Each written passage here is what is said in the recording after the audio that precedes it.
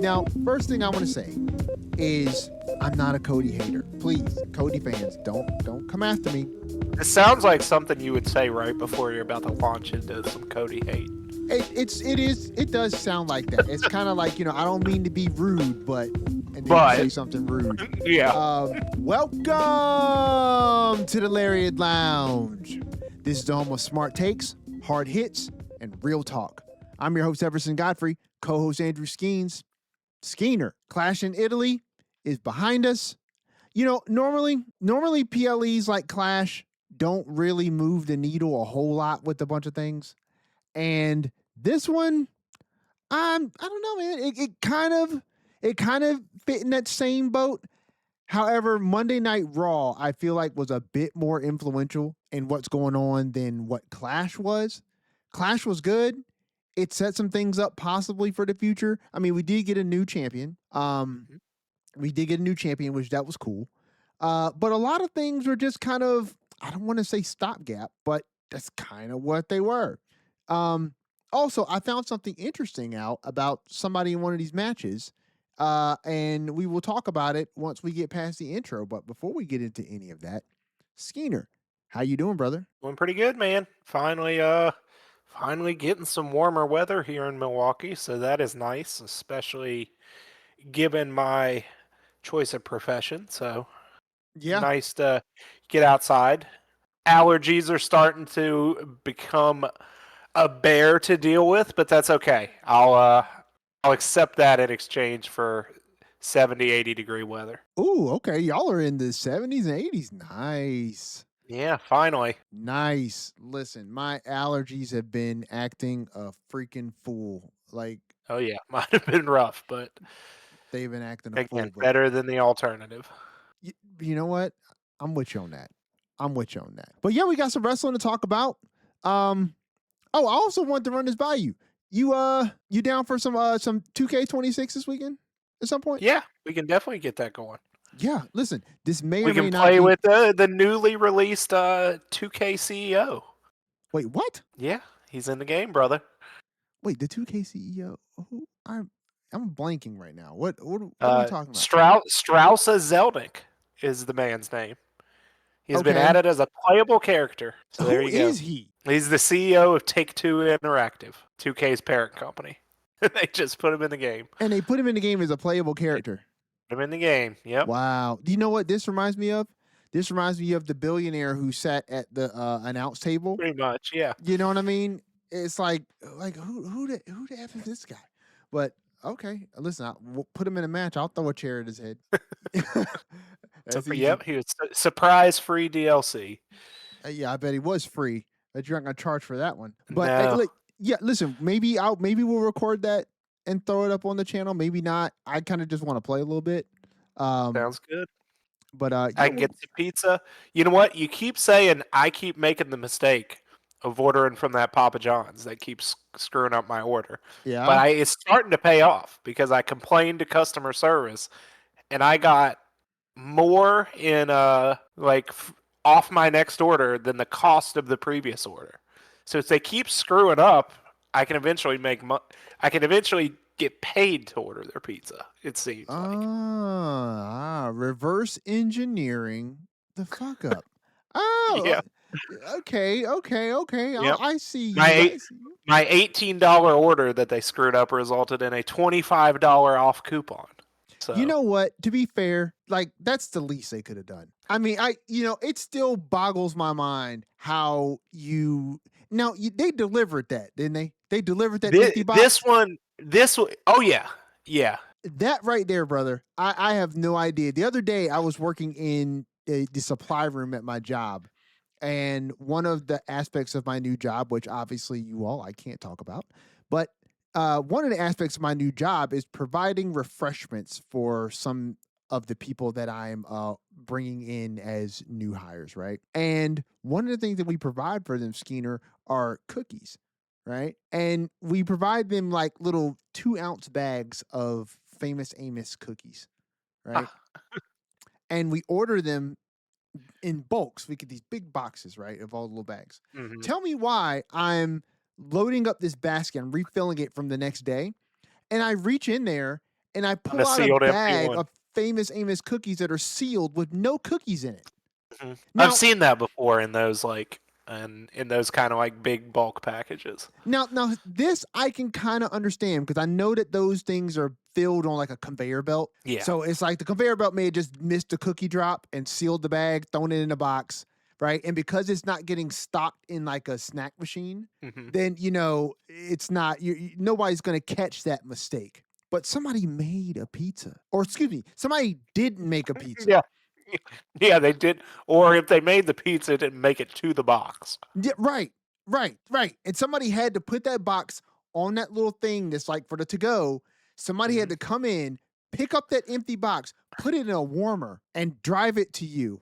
Take it out of the warmer and hand it to you. Yeah, it seemed like a tough ask for me for all that to happen, but Yeah. That's a hard sell on my bad, right? Like how many hands did that pat?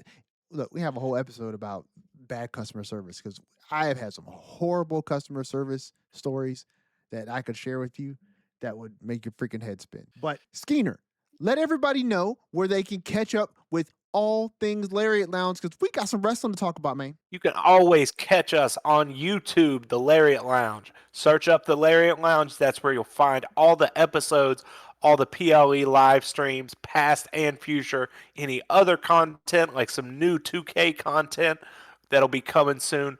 All that you can find on our home on the Lariat Lounge on YouTube. Just search the Lariat Lounge. You'll find us. If you still prefer just getting the podcast in audio format every week, we're on all your favorite platforms, wherever you get your shows, Apple Podcasts, Spotify, wherever else you can find us there. We're over on Instagram at the Lariat Lounge Podcast.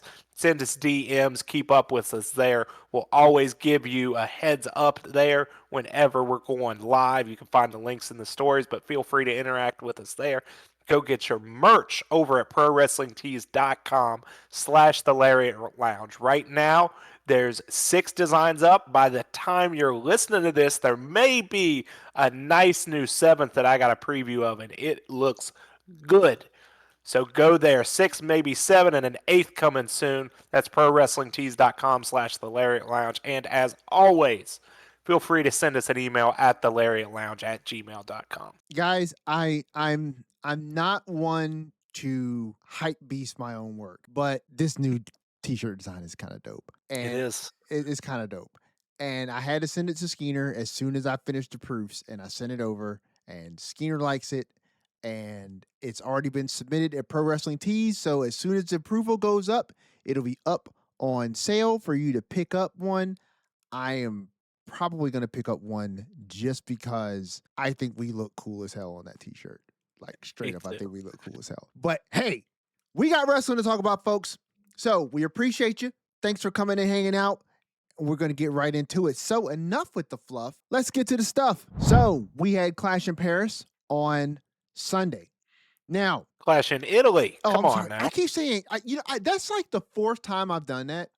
Clash in Italy. So Clash in Italy, we were in Turin or Torino if you're a local, and it was a good show. I enjoyed almost everything that was on the show. And the things that didn't fit in the I enjoyed, I liked. So there was nothing bad. But yeah, this show, as we started in the preamble here, it was almost kind of a stopgap. I think there was more influential aspects of what's happening in these stories happening on Raw, and this kind of opened the door for some of those things to happen. But what happens on Raw, I'm honestly so much more excited about than I thought I was going to be. And that's the start of the King and Queen of the Ring tournament. But we'll get to that. But Skeener, your overall thoughts on Clash in Italy before we start diving into the blow by blow with this card. It was a good show. I mean, I really liked some of the matches. I really liked Jacob and Roman, and thought Oba and Brock was something. But everything, it delivered. It was a good show. You're right. It did feel kind of stopgap-esque in a way, in that aside, I don't know. We'll get into the specifics and Yeah. the fallout from each match, but yeah, I thought it delivered. It wasn't, it wasn't bad. I had a good time watching it with you on the live stream and hanging out with a few of our friends. And Indeed. yeah, I mean, I'm not gonna sit here and be like, in 2 years we're gonna be like, man, remember Clash in Italy? But Nope. it was fine for what it was. Agreed. Agreed. So let's just jump in right into this. So the first match, I'm going right down this what WWE's got listed here, and I don't remember exactly what the order is, but I'm pretty sure this was it. We opened with Cody and Gunther. Yes, okay, so they got it correct. So we open with Cody and Gunther. Now, first thing I want to say is I'm not a Cody hater. Please, Cody fans, don't come after me. It sounds like something you would say right before you're about to launch into some Cody hate. It does sound like that. It's kind of like, I don't mean to be rude, but and then you But say something rude. yeah, But listen, I'm not a Cody hater, but I will say this. Maybe it's just me, but Cody's matches to me are just becoming increasingly boring. Like, I like Cody. I find Cody incredibly capable. I like his character, even though sometimes I feel like his character is written to be kind of stupid. But I like Cody. I really like Gunther. But I feel like Cody's match cadence is so John Cena esque in its predictable breakdown, predictable moveset that he's going to hit. And yes, he serves as the quintessential white meat babyface for WWE. I'm not mad at that, but I feel like I would be being disingenuous if I said that along with enjoying the match, because I do think he tells a good story and Gunther tells a really good story, Cody's matches can be a bit boring. They're just a bit predictable. And there's another person on this card who I think has some predictable matches too. And I think it's more so the booking of the match and less so him. But this match is a good match. Cody ends up winning this match against Gunther by, in my opinion, what looks like Cody taking advantage of the referee not noticing that Gunther's leg is under the rope. It looks to me like that last pull between count 2 and count 3 is to pull Gunther's leg out from underneath the rope so that the ref doesn't see it. Because technically speaking, if Gunther's foot was under the rope, the ref should have never started the count to begin with. And Cody is doing this thing, and this is why I find it interesting. Because Cody's doing this thing where he is the whitest of white meat baby faces. But he is not above taking a cheat victory, taking a shortcut to a victory. And I'm sometimes on the fence about it. Like, if you're going to be this much of the baby face of all baby faces, I feel like you should not stand for a cheaty victory. And he did come in Gunther afterwards and say, hey, listen, my bad on that one. The ref didn't catch it. And, anytime you want a rematch, you're welcome to come get one. But all in all, fine match. I'm starting to cool off on Cody a little bit.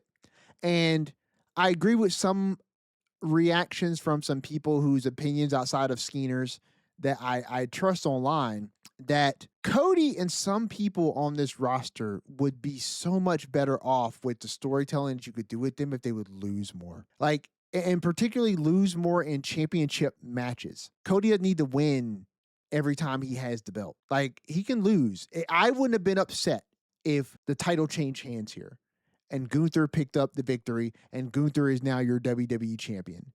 And you could send whatever storyline you're telling with Cody in a slightly different direction, or at least with a different timbre and tone around the story that you're telling, with Cody not being the champion. Cody is always better when he's chasing, in my opinion. And whatever it is you're going to tie in with Sami Zayn, because I feel like tonight on SmackDown, because we're recording this on Friday, that we're going to get some interaction between Sami Zayn and Cody. And Sami's going to say something to Cody about what happened in Italy. And I don't know if Cody's going to have some snippy retort against Sami, but I almost feel like this outcome of this match would have been better if Cody had lost. And that's kind of reflected too, in my opinion, on some other matches on this card. I think it would have been better if the other person had won, but that's just my opinion. But Skeener, your thoughts on the breakdown of this match, how the Yeah, match ended. I think as we said on the live stream, both of us kind of thought going in that this may be the time that Gunther takes the title from Cody, which I still think, I mean, pending what we get tonight, is coming eventually. I like the match. I thought it was good. I'm okay kind of with what happened. It the way it was executed, that finish was not the clearest in terms of camera work, and was it clear to the people in the arena? And I liked the idea better than the execution. Okay. And frankly, that's what'll kind of stay as the feud goes on. But like it just kind of was odd. The finish kind of deflated it a little bit, which I Yes. get a finish like that is always going to do. Like it's kind of unavoidable that that's a deflating finish. But just the way it was done, I don't know. It just didn't come off perfectly to me. But I am, I'm not upset with it. I'm fine with this continuing to go on, and I'm interested to see how they play this for the future. Yeah. Yeah. Especially considering, we did get a Cody and Roman interaction. And We did. so let's see, do we play more on that? Is that a match we lean on at this at the Saudi pay-per-view? Do we go Cody Gunther again? Because I mean, originally all the dirt sheets were saying, "Hey, Roman's not going to go to Saudi," but I mean, he was on the show Monday.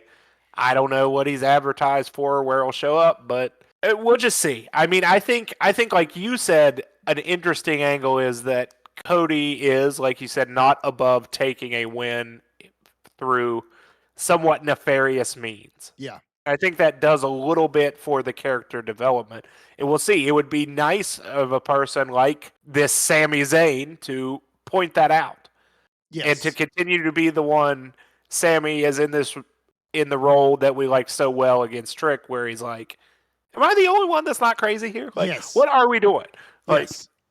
and to have everyone be like, no, what are you talking about? But I think that gives him another opportunity to do that. So we'll see. This is another one. Like a lot of these pay-per-views, they're not pay-per-views, PLEs, where the matches don't have definitive ends to the story and they're just a chapter in the story. Yeah. It's hard to like fairly review when we don't know where the story is going. Right. And I think that's where we're at, is where like we're in the middle of a chapter. Like the movie isn't over yet, so Right. I don't want to comment on the whole movie, but I will say I'm fine with where the direction is going. I think the match was good. I think for whatever reason they didn't execute that finish great, and it suffered a little because of it. At least I in my was mind. literally going to say that, right? I was going to say the same thing. I'm glad you brought that up. And again, like I liked the idea. I like the idea of that finish. I just don't know if there's a way to. It's hard to get that across to the live audience and the TV audience perfectly in the same way. Yeah. At the same time. The execution of it led. So I'll give you my reaction to it in the moment. The execution of it wasn't done well. And because it wasn't done well, at first, I wasn't aware of what was happening in that moment, right? Because at first, it kind of looked like Cody was just pinning Gunther clean because his foot wasn't super duper far underneath the rope. It was definitely crossing that the black barrier between the ring mat and the apron, and that line between the ring mat and the apron is in line with the ropes. So if Gunther's foot was crossing that black barrier onto the apron, then that he was under the ropes. But it was barely there, and the camera angle that they had it on, you could barely see it. So then when it got to the 2 count and then Cody pulls further, right, and Gunther's legs come up further, I'm kind of like, wait, what is happening? And then he wins. And I'm like, oh, so Cody just beat him. And then we get the Corey Graves commentary where he's like, I think Gunther's foot was under the rope. And then they do the replay and you're like, okay, his foot was kind of under the rope. If you were trying to convey that more clearly, I think Gunther was probably meant to have his foot a little further under that rope or even on the rope, and Cody pulling It's after almost the 2 to count. me like it's the way it was, the angle it was shot from belied what was happening. Yes. Like, I happened to notice, like, Gunther, when he was getting ready to be pinned after he took the crossroads, he like kind of scooted over, and Yes, I he did. watched him like throw his foot more out. So I'm like, okay, he's putting his foot under the rope. Yes. So that at that point, obviously, I didn't know it was the finish. I was like, okay, the pin's not going to count because his foot's under the rope. Right. And then when Cody did the hook and pulled it under, I'm like, okay, that was weird. And then like I pieced together the finish, but I think shooting it from like the other side made it tough. But yeah, it definitely wasn't 10 out of 10 execution on that. Yeah, look, WWE is leaning into the foot under the rope spot quite a bit right now. Like, I believe, if I'm not mistaken, was it last Friday on SmackDown or was it on We've had a Clash of lot of Italy? we've had a lot of foots on the ropes. Yeah, because I believe it was I believe Yeah, it was who BFAB who in the did Jade it? Cargill match. Yeah, beef. Who she missed her Yeah. leg, he missed her foot. Mm-hmm. Yeah, And then that was Roman rough. did it in the Jacob Fatu match, and Cody did it in this match. I don't know. I mean, I'm not complaining about it because I think that it if it serves the story well, it serves the story well. But it was one of those things that I was watching Simon Miller's channel, and he was talking about the people who were ragging on BFAB for missing Jade's foot, right? And he was describing that from his perspective as somebody who is a professional wrestler. One of the hardest things to do in professional wrestling is a run-in, because with the run-in, timing is everything. Yeah, it's got to be tough. Because you're interjecting yourself in two other people, possibly more, and the timing that they have had set up within this match. So there is a bit of ring synergy that you start building with the person that you're in the ring with the referee, etc., right? Playing off the crowd, and now you're interjecting an additional person into this, and they have to immediately come up to speed and immediately get in sync with everything. And he's like, it's just so easy to reach in there and miss a foot. Somebody's bouncing off the ropes. You're supposed to kind of like catch the leg, make them fall. If you miss the leg, you've blown the spot, right? And you haven't blown your spot. You blew someone else's match's spot. And he was like, there's just so much pressure on it. And he was just like, just remember these people are human, and, you know, things are going to happen. And so I get it. But it also then makes it very glaringly clear when you have like Gunther's foot not clearly under the rope and BFAB missing the Jade's foot on the rope spot, that it just draws attention to the fact that, yeah, you did kind of lean on this foot on the rope, under the rope trope 3 times in the same PLE. But now I want to ask you this. So we did get that interaction between Cody and Roman. The PLE that is in Saudi, that's Clash, right? King and Queen of the Ring, I believe. Okay. So King and Queen of the Ring. If you were going to do something with Cody and Roman, meaning Cody and Roman hold on to the belts through King and Queen Well, of the maybe Ring. I'm sorry, I'm wrong. The next PLE is Night of Champions. Okay, it's not Clash of Champions. And I believe, yes, and I believe the tournaments will conclude at Night of Champions. Which is, I knew that's why I suggested maybe we do Cody versus Roman. Well, now that's what I'm saying, because if it was King Roman and Queen is still of the on Ring, the poster, so if it was King and Queen of the Ring, I would say maybe not. Yeah, because the whole thing around Night of Champions, it's what it used to be, was you could pit champion versus champion in these kind of dream matches. But if they're both still holding the title at Night of Champions, which at this point I don't see something happening on Raw or SmackDown and one of them dropping the title. So yeah, you could have a little exhibition style match between Cody and Roman. Why you would give that away at Night of Champions, I'm not entirely sure. But you're not booking a story toward. If you're not booking a definitive story towards them, then yeah, I guess you could do that. It could be another primer for a story beat down the line to have them interact. You can set up something maybe for an interaction later. But I'm anxious to see what happens tonight with Cody specifically, because I know that this thing with him and Gunther is not over. That was made very clear at the post show that Gunther's probably going to have something to say about this because he wasn't on the post show.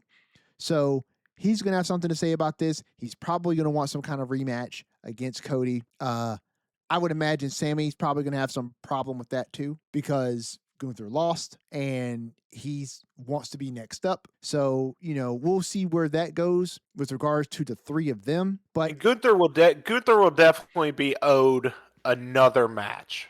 So we'll be yes, getting that at some point. It's just when and how and what, if any, stipulation, and that is what we will be figuring out, I believe, tonight.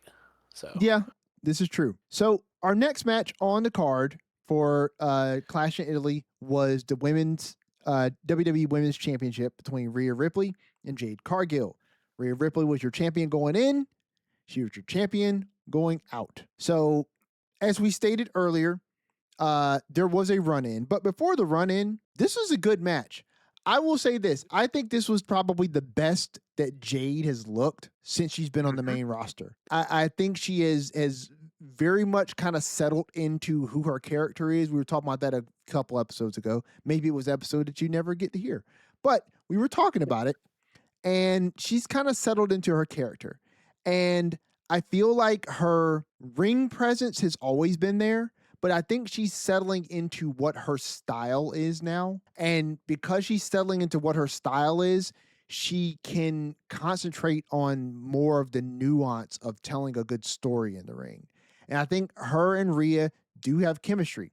I know there's some people who don't like Jade, but despite how you feel about Jade, I think to say that Jade and Rhea do not have chemistry in the ring is a bit disingenuous, because they do. And I thought that this match went really well. I thought that the run-in was inevitable. The run-in was inevitable, but we got the classic referee catching BFAB trying to help Jade cheat. We got the big roll and you're out of here, which I love. You do that every night. And and then Rhea just beats Jade, if I'm not mistaken. I'm looking through the notes right now, but I feel like Rhea just beats Jade. I don't feel like there was any type of real controversy. Oh no, Charlotte. I mean, we had Charlotte, yeah. Charlotte. I forgot about Charlotte. So Charlotte came out there, and wait, did the referee send BFAB and Michin back? Because I feel like Charlotte kicked their asses a little bit. They did get thrown out, yes. Okay. And then but Charlotte did show up. Yes, because Jade hit Rhea with Jaded, and she went for the pin, and Charlotte put Rhea's foot on the rope. Yes. And caused that rope break, and then that gave Rhea the opportunity to get the take advantage, and Rhea was able to pull out the victory. I remember saying to you when we were watching the PLE that a feud between Jade and Charlotte could be very good. I wonder if we've been teasing it for a long time. Yes, pretty much since the night Jade showed up, right? The night she showed up, we teased this, and we've been kind of waiting for it. I think now we're finally about to get that, and I think at a good time too, at a time where fans are starting to accept babyface Charlotte. Yeah, and absolutely. Jade is, like you said, settling into her character, both in and out of the ring, and I think it's going to be a good one. I think, this is the dream feud that some people have been waiting for, and we seem to be going that way. And also, we seem to be done with Rhea and Jade for the time being. I believe even advertised for tonight. I think I saw what's like Rhea Ripley's on SmackDown. What's next for the champion? So we'll find out where she is headed, which I have to imagine is something to do with JC Jane, but we'll see. Well, that's interesting, because I definitely feel like Rhea is probably she's probably going to get some time off from in the ring until the conclusion of King and Queen of the Ring. Because I feel like whoever wins King and Queen of the Ring is probably going to end up challenging her. Well, yes, because that is the prize. Well, it's a championship match. It's a championship match at SummerSlam. Right. But that could be for the Women's World Championship or the Women's WWE Championship. And I guess you're right. Yeah. I think it's going to be I see Rhea. what you're okay, yeah. I apologize, yeah. No, you're good. I think it's going to be Rhea, because the Women's World Champion is currently who again? Liv. Oh, yes. Liv. So, I don't know. Actually, I don't know. Maybe Liv and Rhea get a little break from in-ring stuff because whoever wins Queen of the Ring, and honestly, if it were me, I would love for Rhea to go into some sort of feud with JC Jane and JC Jane not be the winner of the Queen of the Ring. I would love for it not to be JC Jane, not because I'm not a JC Jane fan, because I do like JC Jane, but I think there is so much more story that you can tell with Roxanne and Raquel both being in the Queen of the Ring tournament and both being on the same side of the bracket, right? They're both in separate 4-person matches, and I think it would be really great if Roxanne won hers, Raquel won hers, and then you have Roxanne and Raquel. Well, bad news, because Roxanne's already lost hers on Monday. So. Oh, she did. I forgot. So bad news there. I forgot. But, who won that match? EO. EO beat Roxanne, Julia, and Lash. You know what? This is the problem when we record these shows on Friday, because it's so far from Monday. I forgot. You're right, and I remember watching that, thinking to myself, "Damn it! Why did they put EO? Roxanne should have won that match. EO, I get where great. you were thinking there. EO's great. It's interesting that they seem to. There's not a real direction for Liv or that title right now, seemingly. I think they obviously weren't planning on Stephanie Vicaire getting hurt, and they have not pivoted to anything in that stead right now. They kind of left that spot on the card, so to speak, blank until we get to the next challenger, whoever that may be. I genuinely think it's going to be either Roxanne or Raquel. I think we're putting a lot of emphasis on the Judgment Day and Roxanne definitely losing. Roxanne, yeah. Yes, right? Because we've been playing off of Roxanne ever since Finn left, right? We've been playing that up a little bit. And then we put emphasis on Roxanne losing this match on Monday and Liv kind of trying to give her a pep talk, right? While also kind of seeming a bit disingenuous about it. And we'll see what happens to would that be so Raquel is not going to be in a match tonight, I don't think. I don't know who is, because it's the 4-ways they're doing, because the first round is these fatal 4-way matches. Right. Each one has 2 people from each show. Oh, okay. I didn't realize that. Okay. So I'll go ahead. I'll look up the SmackDown preview. Or, I got to be careful, because as we record this, it's already happened. Yeah, maybe we don't. Because I was literally about to click SmackDown and see if I could see what the match card was going to be. Yeah, I don't know what .com will have. Yeah, I don't want to spoil it. I don't want to spoil it. So it could very well be. It could very well be that Raquel. So she could, because so Liv versus Becky versus Chelsea versus Alexa Bliss is next week on Raw. Which, yes, Liv is in this tournament as champion, which is interesting. Ooh. To say the least, because I guess she could still just be Queen of the Ring.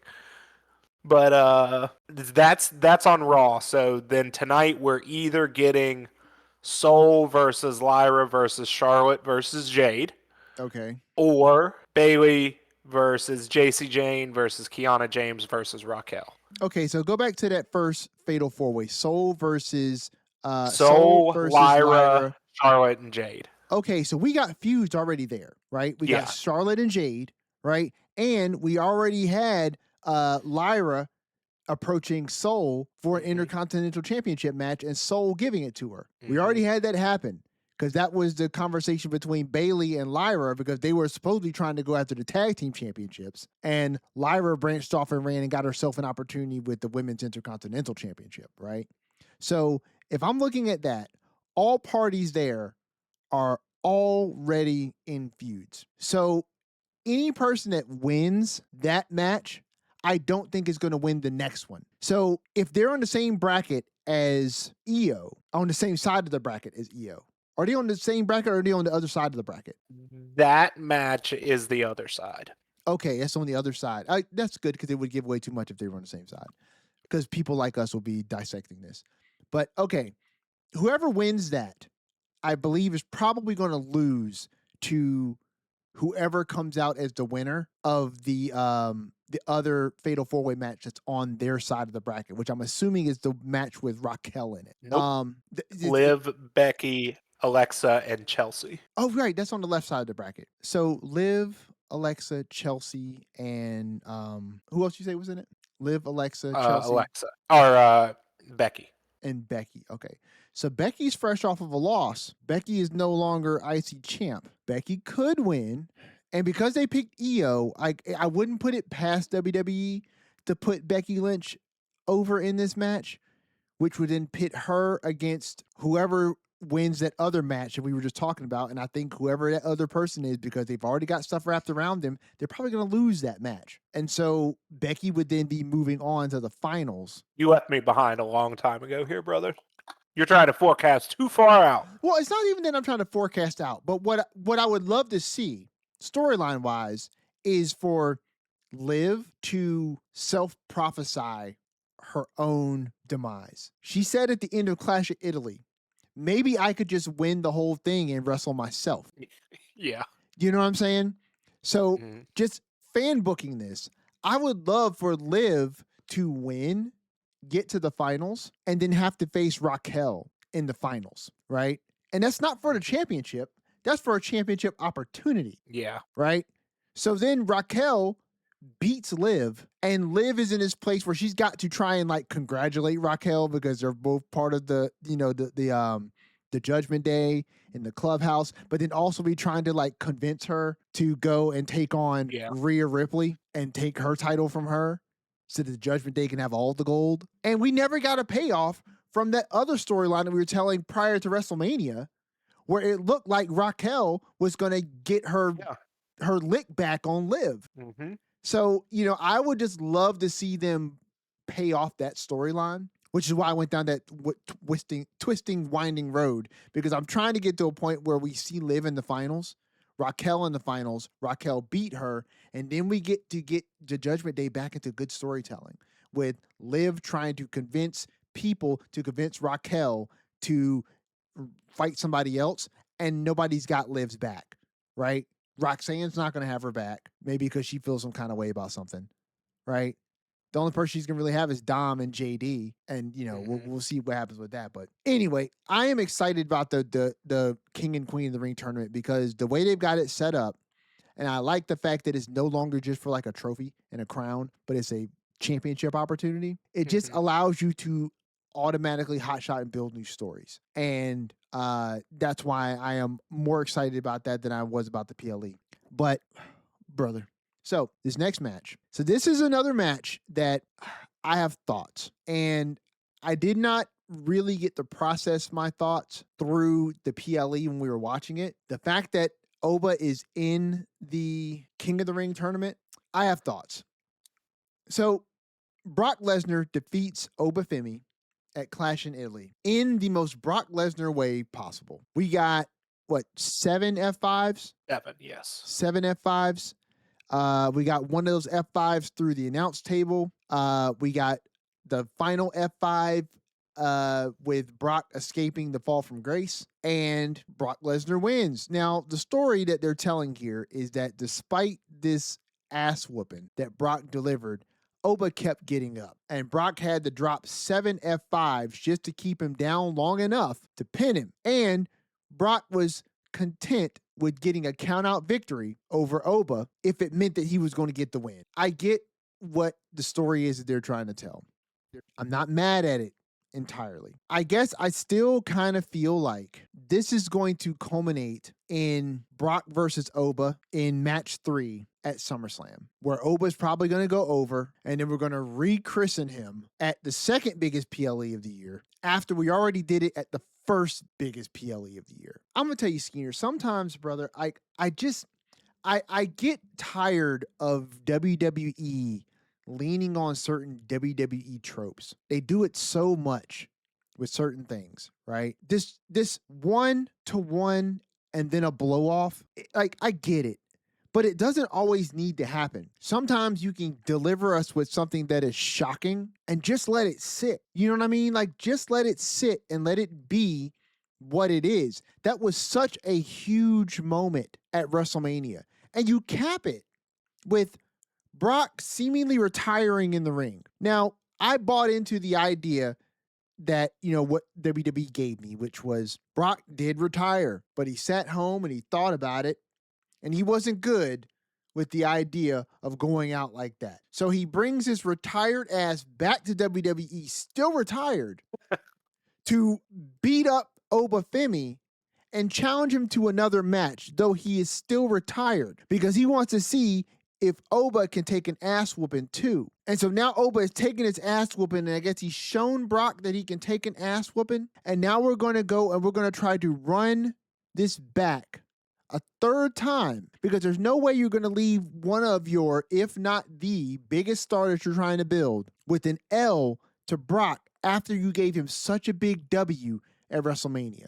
You're going to give it back. And because they're following that 3-match formula. I get it. Do I think it's going to be a big match at SummerSlam? Sure, because they've already shown us twice that it's going to be a big match. I guess So here's my question. Okay. How do we get to the match at SummerSlam? The same way we got to this match at Clash in Italy. It's just match 3. Like, they did dick to get us to this one. Like, they did nothing to get us to it. So I think the intriguing part of this, now that we're here, like, let's take out, like, the big argument is, should we have done more than one or left it? I think we all would have liked to have left it where it was, but that obviously wasn't the plan. The milk has been spilled. I'm not going to go on about, the spilling of the milk, essentially. Where we are now, I'm intrigued as to how we get to match 3.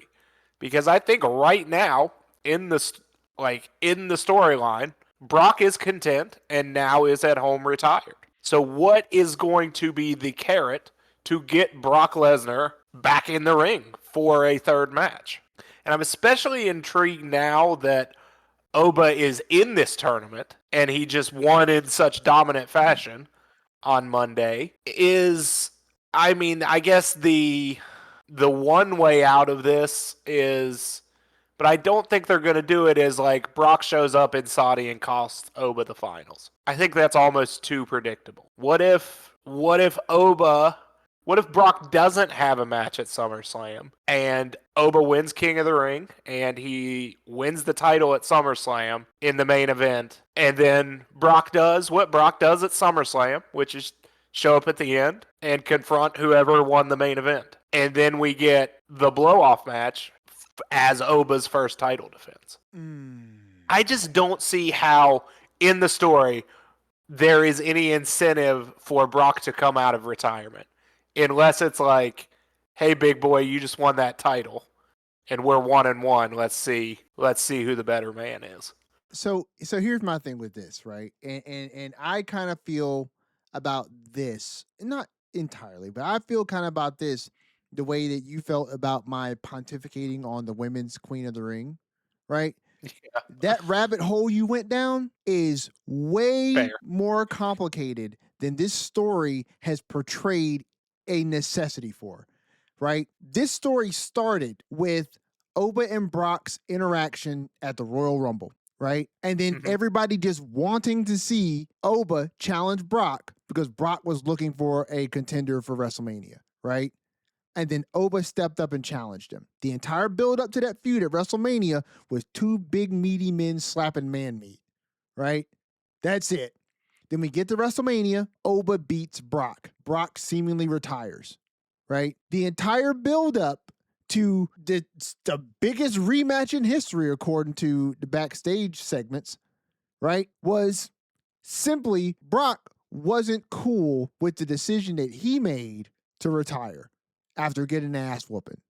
So he comes back while still in retirement and attacks Oba and wants to see if Oba can take an ass whooping. That's as simple of a story as it gets, right? I think if we're going to keep going down this rabbit hole with them, which we're obviously getting to a third match, I think the KISS rule applies here, brother. Like, keep it simple, stupid. Like, I think that's what it's going to be. I think Oba is not going to win the King of the Ring tournament.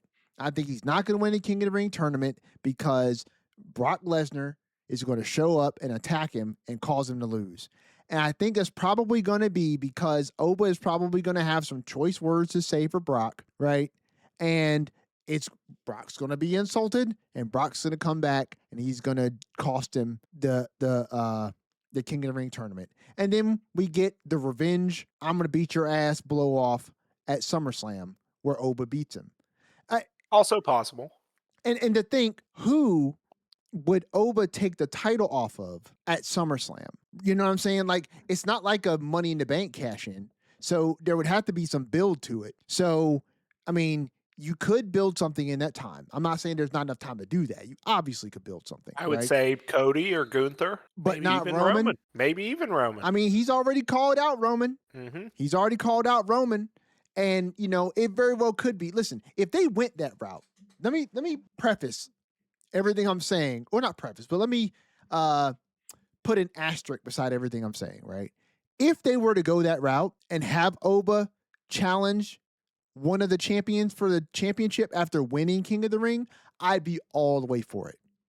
I'd be all the way for it because that is shaking things up in a way that is slightly unexpected, right? And I'm all about that. All these title reigns do not have to last a year, 2 years. They don't have to last that long, right? I'm not saying you need to hot potato the championship, but if you're trying to build new stars, they need to have some championship reigns. You don't get to careers like John Cena's and Randy Orton's, right, by not having championship reigns.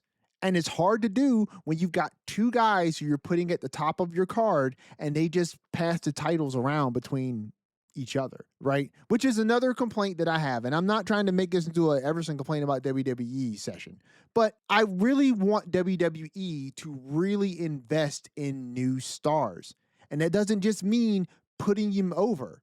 It means putting championships on them. Cody and Roman are bulletproof at this point. They're bulletproof. They don't have to have titles around their waist every time they're on television. They don't have to have it. And so they can afford to lose, and they don't lose any type of name recognition. They don't lose any type of brand strength, and they don't lose any type of position with the fans. So why couldn't Oba win the King of the Ring tournament and beat Roman for the championship or beat Cody for the championship? So I'm down. I'm totally down with the idea. I'm just thinking that WWE in this storyline between Brock and Oba, because they have kept this so rudimentarily, elementary simple, that they're not going to deviate from that and make it complicated by adding a wrinkle. And I don't think they're going to miss SummerSlam. I don't think they're going to miss SummerSlam as Brock's last match. You know what I'm saying? And it's in Minneapolis. I don't think they're going to miss that opportunity. So I think they're going to put Brock in a big marquee match at SummerSlam to mark the finale of his career. I think it lines up way too good. And I feel like they've been building this Oba thing up, right, to conclude this 3-match story arc at SummerSlam. It seems too perfect. And sometimes Occam's razor is true. You know what I mean? Like, it's the simplest path to this conclusion. So why not let the river flow where the river's going to flow? But I would love to see the idea because it's way more interesting in my opinion. Yeah, maybe that's just me trying to make that work more than... Well, and here's the thing too, bro. Like, so I mentioned this earlier. Brock is capable of doing so much more than what he typically does in a quote unquote Brock Lesnar match. And part of the reason why I sometimes have that feeling, Skeena, where it's like, I don't want to see Brock back, is not because I don't like Brock, but it's because I have grown so weary of Brock matches, right? It just turns into how many F5s can you survive? And though I get it, he's so much more than that. He can do so much more than that. And I get some people are like, he doesn't have to. And I'm like, okay, sure, he doesn't have to, but like, why do you want that? Why do you want a Brock Lesnar who is capable of doing more, who can give you more, who showed you that on the build up to WrestleMania? That was an incredible build up. And it wasn't simply because of the juice that they were putting behind Oba, but it was the acting that Brock was doing. You know what I'm saying? The storytelling that he was doing there was incredible. And you can get that level from Brock when Brock wants to do it. But then, you have this match at Clash, and it's like, okay, so we're back to standard Brock match. F5, F5, F5, F5, F5. But And if he was going to win and force a third one, I think that's what this needed to be. I mean, okay, I don't see another way to write that chapter if there's going to be chapter 3 and not just do that. I don't And disagree. then when the third one comes, That ain't gonna work. that's when it's going to be everything Brock's got for the last one. You know Which, what? if it is his I last agree. one, I bet everything comes out and it's a banger, as they would say. I get that. And that makes good storytelling sense, right? I totally get that. That makes a lot of sense. Brock got beat at WrestleMania. He shows up at Clash in Italy and he does the Brock special, Suplex City. And you know what I'm saying? Well, actually, he hasn't taken him to Suplex City yet, but he Yeah. did. Despite them chanting for it. No, yeah. Despite them chanting for it, he didn't go to Suplex City. He went to Tornado Alley. And, he won with the Brock Lesnar special. But yeah, Oba kept getting up. He kept getting up. He kept taking everything he threw at him and kept getting up. So yeah, it does make a good story that if you get to SummerSlam with this, like that ain't gonna work. That's not gonna work next time. And Brock's gonna be out of moves. You know what I'm saying? He's gonna be out of moves to play, and Oba's gonna get him. And that's probably when, Brock accepts defeat because he didn't accept it in the beginning. He accepted retirement because he got beat so bad, but he didn't really accept defeat. And he will accept defeat at the hands of the ruler. He'll probably shake Oba's hand, right? Raise his hand in the ring, and then Brock will leave for real. So that's a good story. And you know what? I think you sold me, Skeeter. You sold me. That beat needed to happen. It I mean, needed to happen. if we're getting to chapter 3, then yes. You don't suspect that they were not going to get a chapter 3, do you? No. Once we did a chapter 2, but that's what I mean. That's why I'm following you. I was Yes, kind of like, if we it were was going to what it go to a was. chapter 3, then you have to have this as chapter 2. Yeah, essentially, yeah. I got you. I'm with you. 1,000%. And I get most people are still hung up on why was there even a chapter 2, which I get. Like we're on the same page, I think there. But once we're here, let's do it the best we can, and that I think was part of it. Yeah, I don't disagree. I don't disagree. And I think if there was any deviation from that thought process, it would be I'm glad that because we're here maybe because they actually have a real story that they're trying to tell. You know what I'm saying? And less of, oh, we're here, let's hope they make something good out of it.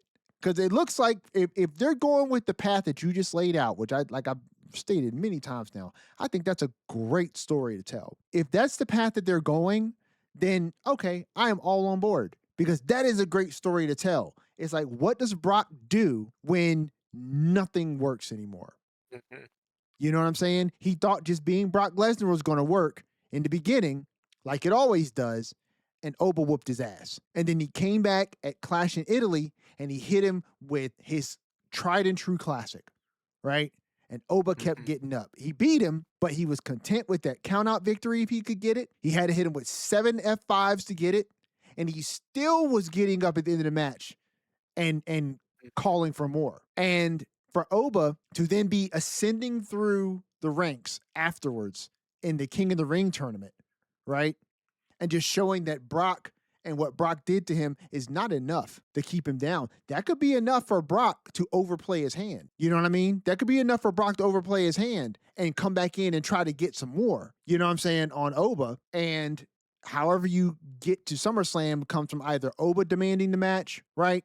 Or Brock being a bit overzealous, because I'm assuming the Wise Man is going to be out for a little bit after getting, Braun Breaker through the barrier. Yeah. So he's not going to be advocating for Brock.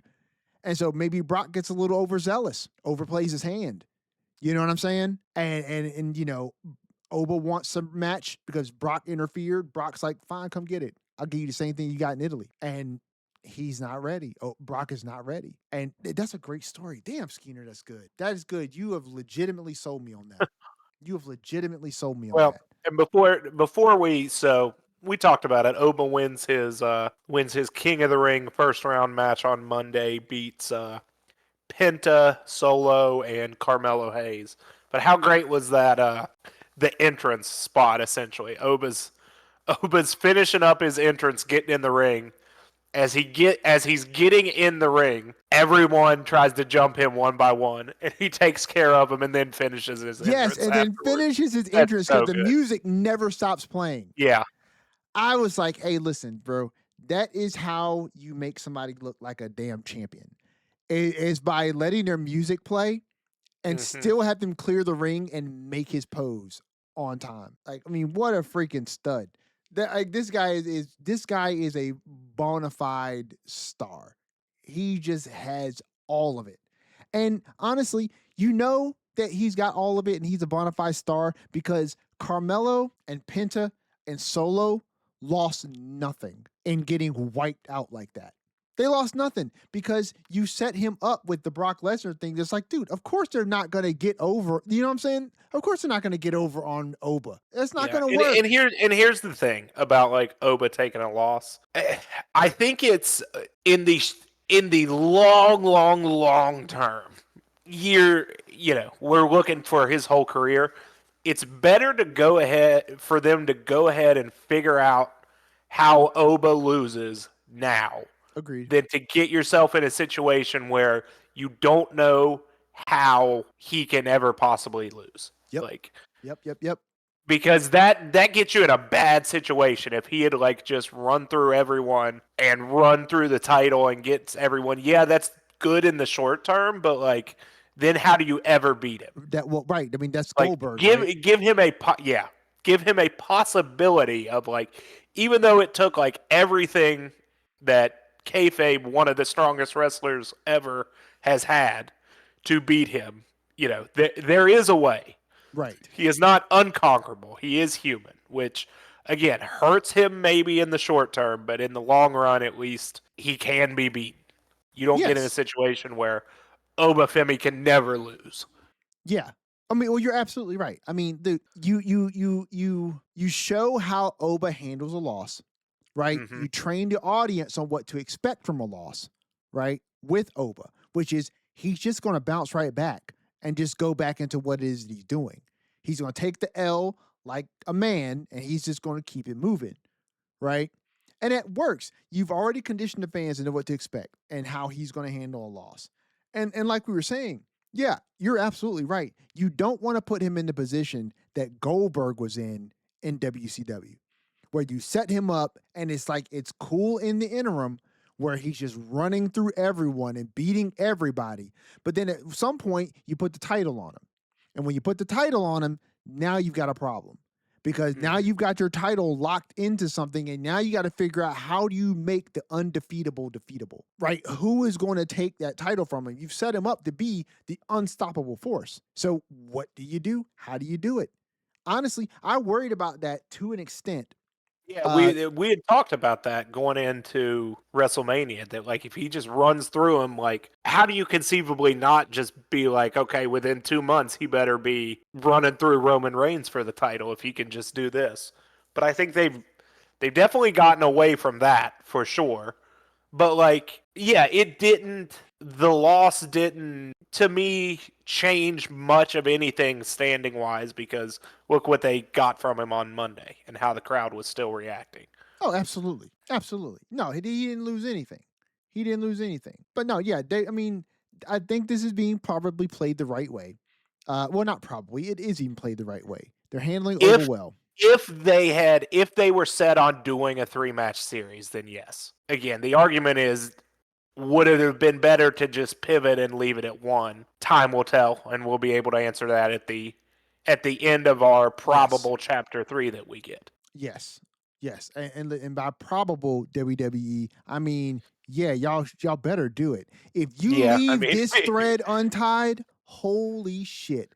Like, what a fail. Like, we don't think that's gonna happen. No, I don't. But WWE has done things sometimes, and it makes you scratch your head. It makes you scratch your head as to why that was a choice that was made. Right. The only conceivable way, Skeens, I could see something like that happening is if they were pulling this angle and nobody squared away with Brock that he wanted to come back. That's the only way I could see it. Right. Is that Brock they didn't square this with Brock. Brock doesn't come back, and you just move away from this, which is. But here's the thing. Like, frankly, I don't think that would ever happen because I bet there's always a number for Brock to do it, and Brock doesn't give a shit.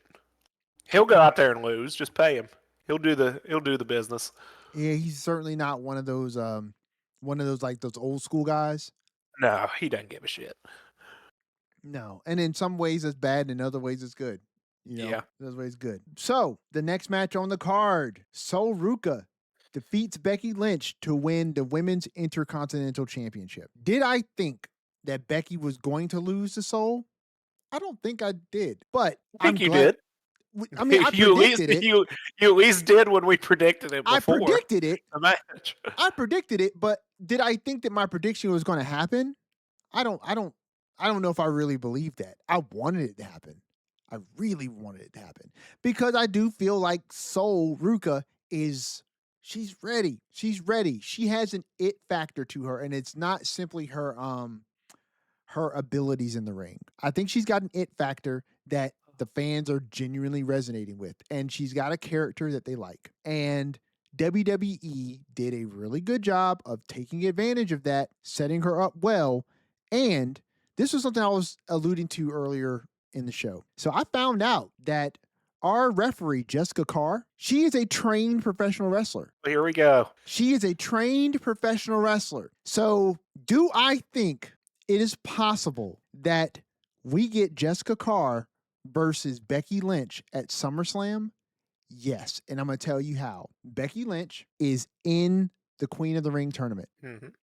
Whether it is the 4-way and she loses, or it is a one-on-one match. She wins the 4-way, right? And in her one-on-one match to get into the finals, she loses and she believes it's Jessica Carr's fault, right? She believes it's Jessica Carr's fault. And she either attacks the ref and we start building to this or something. But the second I found out that she was a trained pro wrestler and not just a referee, dude, this is a match made in heaven. I am so ready for them to come to blows. It is such a great story being told within other stories. And when was the last time we did a story like this? I don't recall the last time we had a ref be this involved in a wrestler's goings on since like Lil Nate. You know what I mean? Yeah. And so I think the story is just writes itself. Well, Brad Maddox. Don't forget about the whole Brad Maddox saga. So did he start on screen as a referee? Yes. Oh, he sure did. Yeah, like as like CM Punk's paid personal referee or something, right? When he was facing Ryback, is that? He did. He wore the tightest shirts. I mean, his shirts were always like his buttons were holding on for dear life. Yeah, he was. Yeah, I think that was. Maybe that was Hell. I think that was Ryback and Punk's Hell in a Cell, and Brad Maddox like low blowed Ryback and then did a fast count. Old Mad Braddocks. Yep. Oh, Mad Braddocks. I remember I heard that was what his ring name was when he got fired from WWE. He was Mad Braddocks. Yes, he did. Yes, he did do that. But yeah, Becky and Sol, I really liked it. I thought it was a good follow-up. I thought, once what happened on Saturday night's main event happened, we were pretty sure right there, like, okay, she's getting the rematch and she's winning the rematch whenever that is. And that's exactly what happened. And I think this was the time to do it. So now, now I think, we're seemingly moving on with Sol. We didn't get, was Becky on Raw? Did we see any of Becky on Raw? I don't believe she was on Raw. I don't know. She was just in this, she's in the bracket, but yeah. So we'll see. Becky did a great job with that Intercontinental title, but I think it's Sol's time, and let's see where we go with Sol Ruca and her character. But she's obviously great in the ring, but we'll see if she can develop this character and keep going, because we have no questions of her in the ring, but I think Becky did a great job. I mean, she may not be done orbiting this title, but even when she wasn't the champion and AJ Lee wasn't, neither of them were on the show. I mean, this has been Becky's title essentially for a long, long time. Agreed. And even when Maxine and AJ had it, like, it was still Becky Lynch centric. So we'll see if Becky moves out of that space or stays in there, but she has done a great job in this space for sure. Now, Absolutely. before we move on to this, Oh, we I got to want move you. on because I got something to Oh, say about Becky. Like, oh, you do? Okay. yeah, I did. Well, all I want to say Like, was Becky. I wish more superstars would do what Becky did for the IC championship, mm-hmm. right? Like, take a step into one of these other divisions and use your star power to build something else up. I would have loved to have seen Rhea Ripley go into the women's US title scene. You know what I'm saying? Like, if she won the US championship and wrestled some people for that, she could do exactly what Becky did for the IC championship. Yeah, I mean, let's be honest. Like, they probably could have, like, that would have really helped someone like a Julia. I think, like a program with Rhea for the women's U.S. title. Yes. But it's not what we got. But No, yeah. no. But I But interrupted you. You were saying what now? no, I was gonna say before we move on, one of your other boys, I want you to check your phone and look at the YouTube thumbnail I just sent you. Okie dokie. I want you to respond to that because I love getting you worked up. Oh yeah, Mr. Stevie Rich. Notice that was posted after she won the title. Yeah, so here's the thing. I don't know what it is that he is talking about in this video. So unlike It most can't of be his anything videos, of substance. well, look, I'll say this. So one of my concerns, and I think I brought this up to you before. So we've talked about this. So one of my concerns with Sol Ruka is the Soul Snatcher. I feel like that finisher is not bulletproof. It looks great on camera. It looks great in person. But when it does not connect, when the timing isn't perfect, right? It's exposing a bit. And not particularly of her per se, but of just the how the sausage is made. It's showing the insides within the casing. And when it doesn't connect, it doesn't connect and it's very visible. And I definitely feel like as good as she is, I feel like she's going to need to develop a finisher that is a bit easier to hit, that does not require an inverted front flip, you know what I'm saying, out of the corner, and for the person who's receiving it to be in the perfect spot at the perfect time, right? All it's going to take is for somebody to not be in the place where it's supposed to be, and it's not going to work. And that's why the last few times she's hit it, the setup has looked so contrived. You know what I mean? It's looked so contrived. When she hit it on Becky the last time, Becky picked her up for what looked like she was going to do a reverse atomic drop, and she put her on the second rope, right? And then when she came in to do the move, pop, soul snatcher, right? But if somebody doesn't do that, she's always got to set them up where they're standing in the corner, not down, standing, right? That means the person's got to be aware, conscious of what they're doing, where they're at.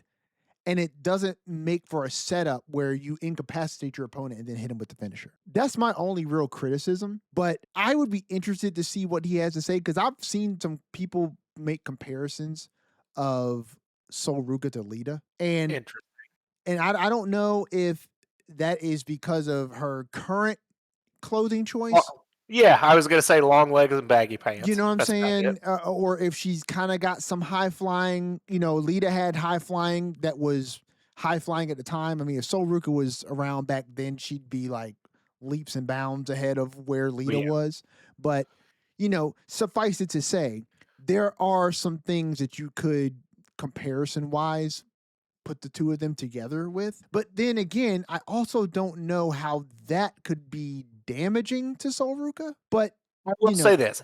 Who knows what he's talking about? If he's talking about the Soul Snatcher, fair play, I guess. But if he's talking about anything else, I don't see how it's genuine. I hear you. But honestly, I don't even know how the Soul Snatcher would be. The title is so ridiculously hyperbolistic. Has WWE already ruined Sol Ruka? Yeah. No. In what world could she be ruined as already the biggest women's superstar of all time? Just put her over for a championship to thunderous applause and crowd reactions. I don't know. I'm going to reluctantly watch that video at some point this weekend. And I say reluctantly because Stevie's co-host You could do so many is, better things. Yeah, you and that guy. oh my gosh, he's insufferable. But I'm going to If you watch can't it. stand him, I can't imagine what I would feel about him. Oh, I wish you would watch just so you could tell me. No, I wish you I'll would just watch. no. I wish you would watch 1 minute. I'm too old to I'm too old to watch shit just to make myself mad at this point. Skeeter, I would need you to watch 1 minute, 60 seconds. You can do anything for 60 seconds. Just hate watch him. Yeah, I just Okay, want you to watch for I 60 will. I'll seconds report back next so I time. can get your feeling on that his co-host. Do it for me, because I not even for the not even for the content. I see the thumbnails and what his channel has turned into since this co-host arrived, so I can only imagine. Dude, oftentimes, and listen, this is me being as fair as I can possibly be to Stevie Richards. Which fair play, if Stevie Richards did not have this co-host and this inflammatory video title, we would not be talking about him or his videos at this point. So that's how the YouTube if that's what he's doing, work. that's what he's doing. Yep. I mean, listen, he could be working the algorithm. That's how it works. It's fueled by rage bait. But I will say this, and this is as glowing of a praise as I will give to Stevie Richards. I oftentimes feel like when I see these incendiary titles on these videos for Stevie Richards, oftentimes when I go to his videos, not all the time, but oftentimes when I go to his videos, it's coming from his co-host. Yeah, that's what I'm gonna. It's coming from his co-host. Stevie may be on the fence about some things. He may co-sign some things, right? But he has a different perspective. But his co-host is, oh my gosh, his face is so punchable. But yeah, do it for science. Not even for the views. But I just want to know how you feel about it after watching it for 60 seconds. Well, if he's the reason for these video titles and thumbnails, I know how I feel, but I will. Listen, the only reason I say that is because I know he does a podcast as well with Dutch Mantel, and I know damn sure Dutch is not putting together his fucking thumbnails and his, you know what I'm saying, and his YouTube video titles. Well, I mean, I just went to Stevie's channel 6 hours ago. Has WWE finally ruined LA Knight? The thumbnail has LA Knight with the in big red letters buried ? Underneath. You know what? I'm honestly not in too much of a disagreement with that question, because I see LA Knight now and I still personally like LA Knight, but I also feel like has WWE put LA Knight in a position where it doesn't make sense for him to win a title over anybody that you position above him at this point. You continually put him in a position where he comes up short, where he loses. You know what I'm saying? He gets the great pop from the fans and they like him on the Slim Jim stuff, right? But he doesn't even make the card for Clash, right? What did he do at WrestleMania? He was in the tag match with the Usos. Oh, right. On the pre-show. Against IShow Speed and Logan Paul. Yes, the first match on the pre-show. On the pre-show, yeah. The first match on the pre-show. This was the guy who at one point was challenging Roman in his legendary title run for the championship. At some point, but so was Cesaro. So true. This is true. But for every Cesaro, you had a Kevin Owens that was in that pot, a Drew McIntyre who was in that pot, Montez Ford. Listen, Logan Paul. Here's the thing: if you are going to put LA Knight in the same category as Montez Ford, because there's two categories of people who came out of the Roman Reigns vortex, right? They're the people who are current stars, and there are people who are just on the verge but not there, right? If he's in one of those categories, he's not. My disagreement is with the hyperbole of it. Ruined, buried. No. I agree. Definitively no.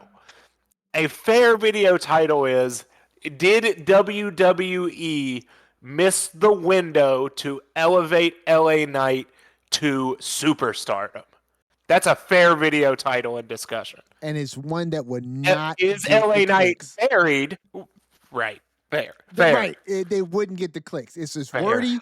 It's wordy. It's not incendiary enough. It's not going to get people going. It's not going to hit them in their feels.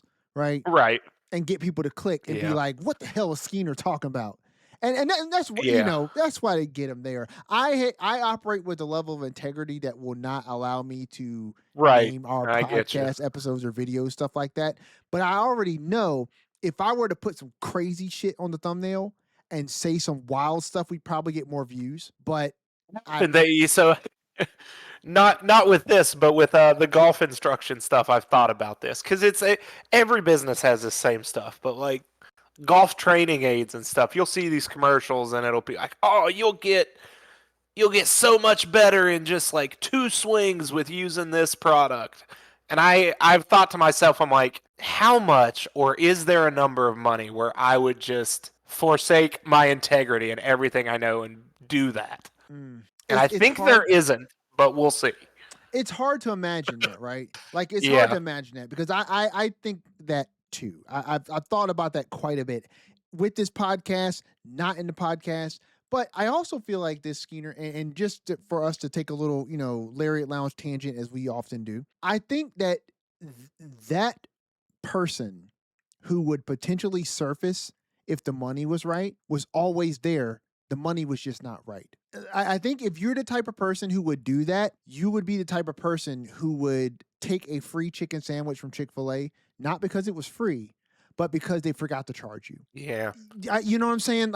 And that to me is what integrity is. Integrity is what you do when people are not watching. When no one notices and you're not being held accountable, how do you move? Yeah. Well, oh man, that reminds me. I didn't tell you about that. That was like, so like our first day in Kyoto, that kind of happened. So we went into this store, or not store, like this little restaurant, Yeah. and Kelsey and I both ordered these like bento box meals.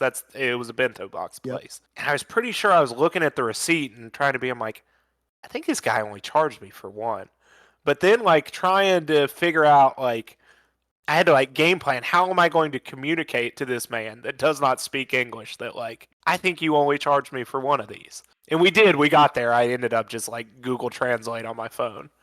But also like Integrity. checking the receipt and having to be like, man, I don't want to say this and like look like a complete idiot, Yeah. but like I'm trying to read the receipt and yeah, that was But just something but that that's happened. integrity. And you went through layers in order to act with integrity. Deciphering Right? that receipt, yeah. Like that's huge in my book. It's genuinely huge. I'm so happy to hear that. Genuinely, because that is something that I hold very near and dear, right? Is operating with a level of integrity. Mhm. The other day I was going to work and I stopped at Chick-fil-A because there's a Chick-fil-A right in front of where my office is.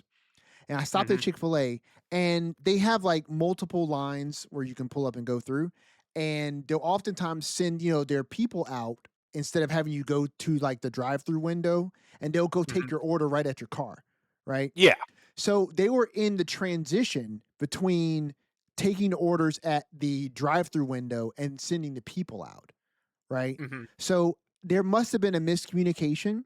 And when I pulled up to get my food, the girl just handed me my food and was like, "Have a good day." And I was thinking, and I looked there, I said, "I don't think you charged me." Yeah.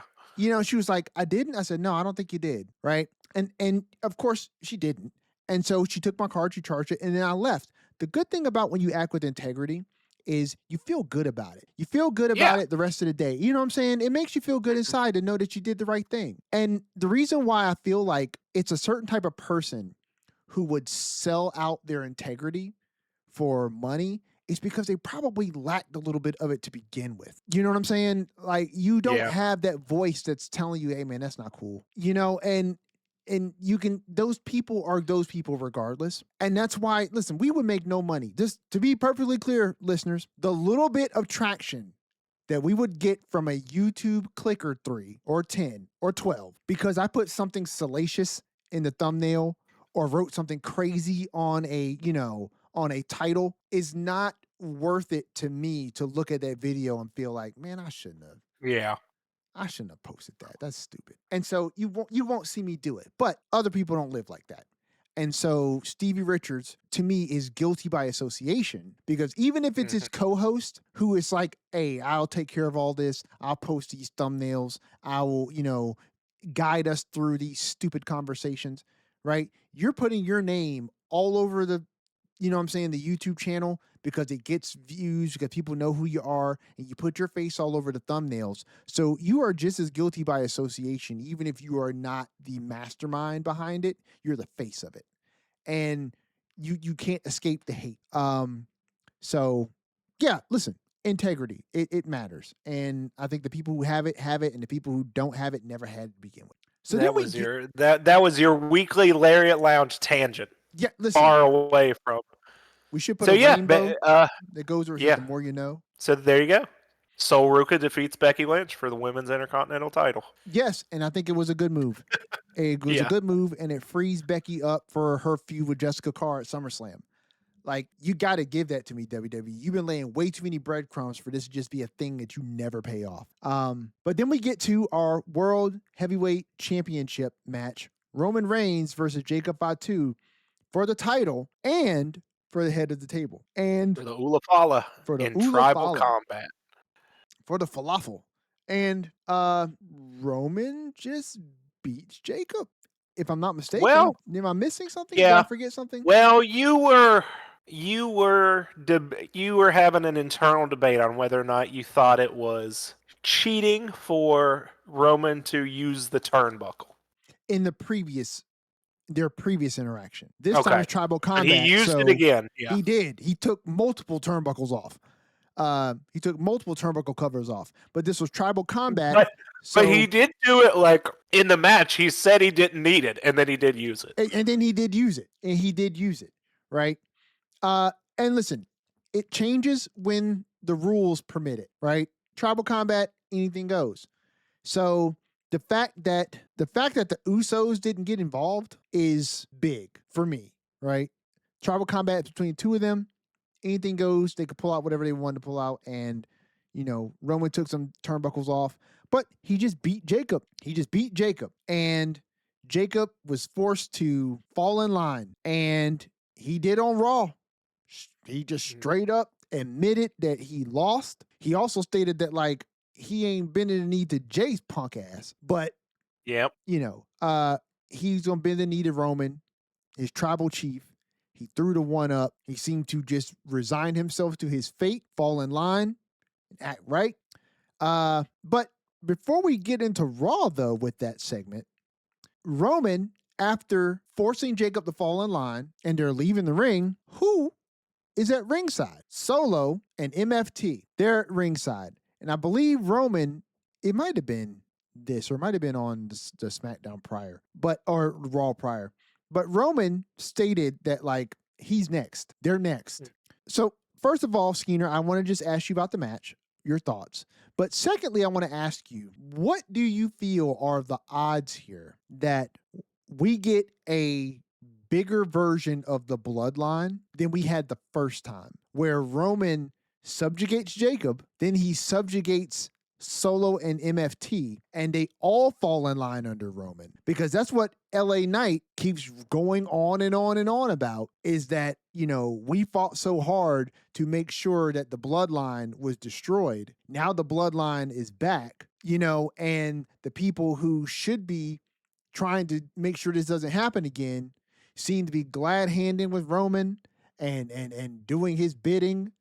And, Adam Pearce, for example, as LA Knight. Yeah, trying to be an honorary Oos. I hadn't put much thought into that, whether we get one reunited bloodline at full strength. I mean, it's possible.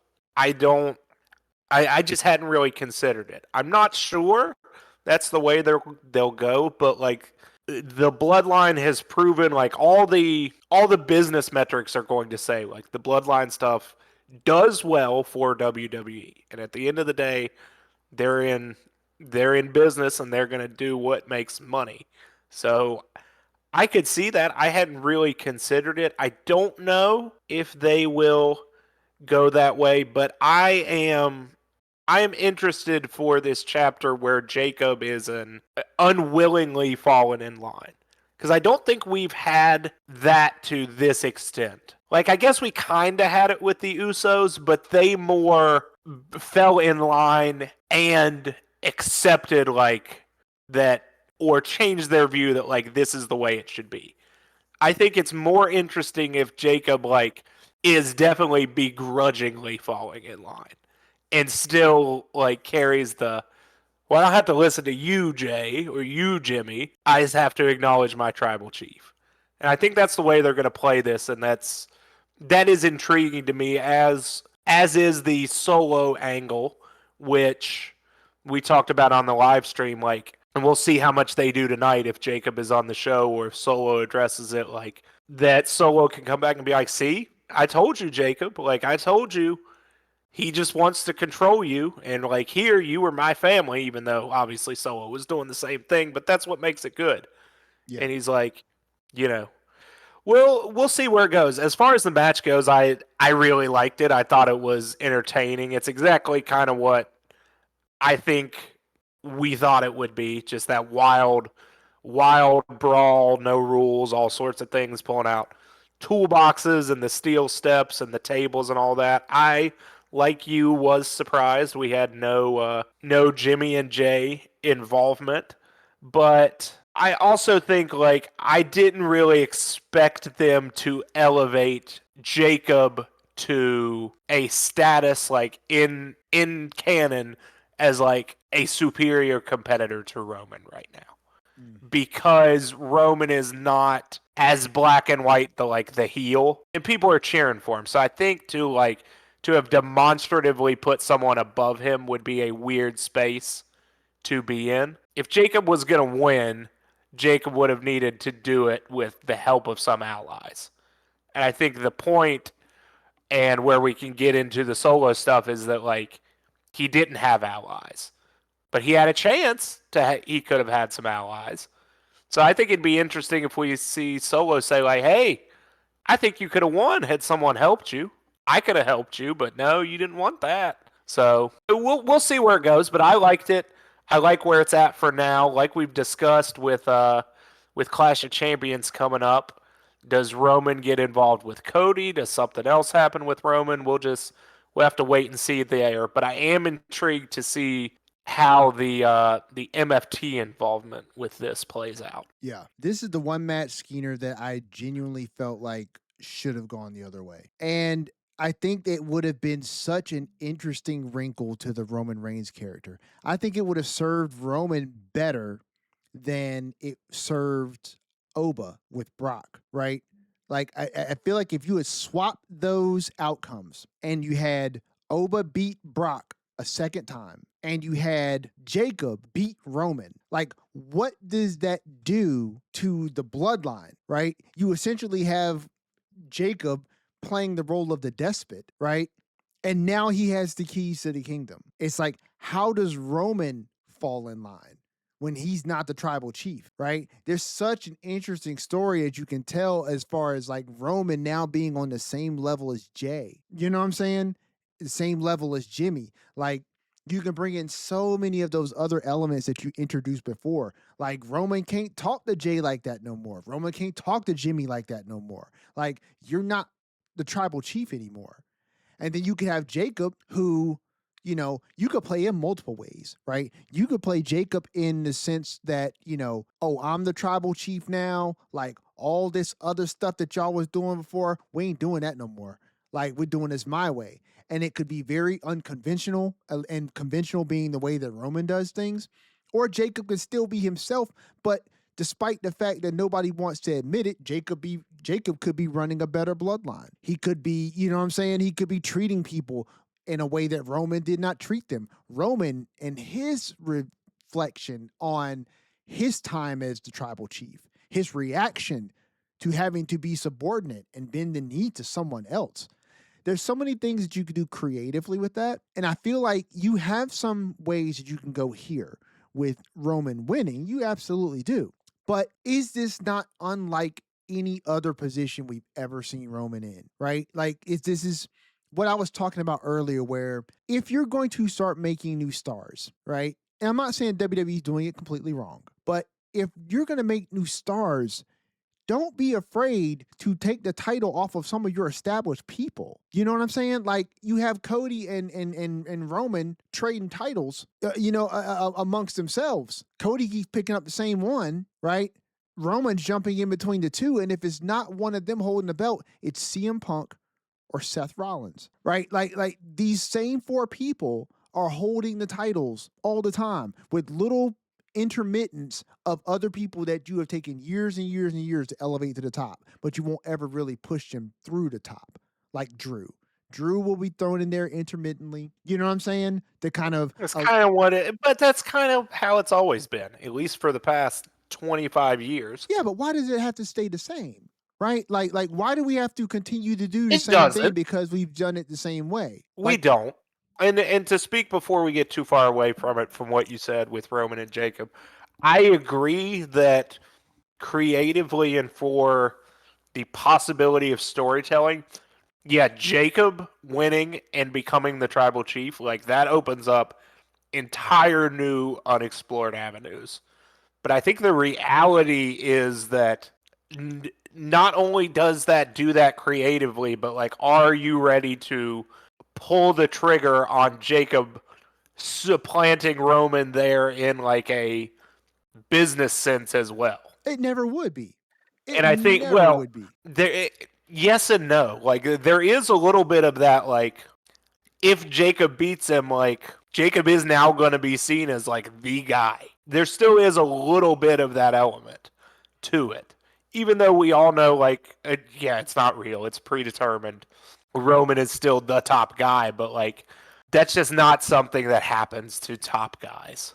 Well, here's the thing, though. Very often. I don't think now is the time to do that with Jacob Fatu. Well, here's the thing. So I don't believe that would have happened with Jacob Fatu because I don't believe that Jacob Fatu is that guy in the sense of who the company is positioning as their face that runs the place, right?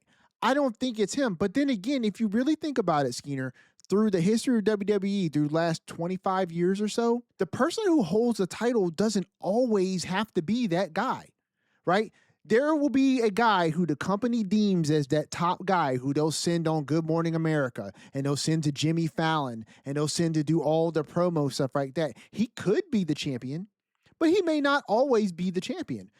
And I agree with that.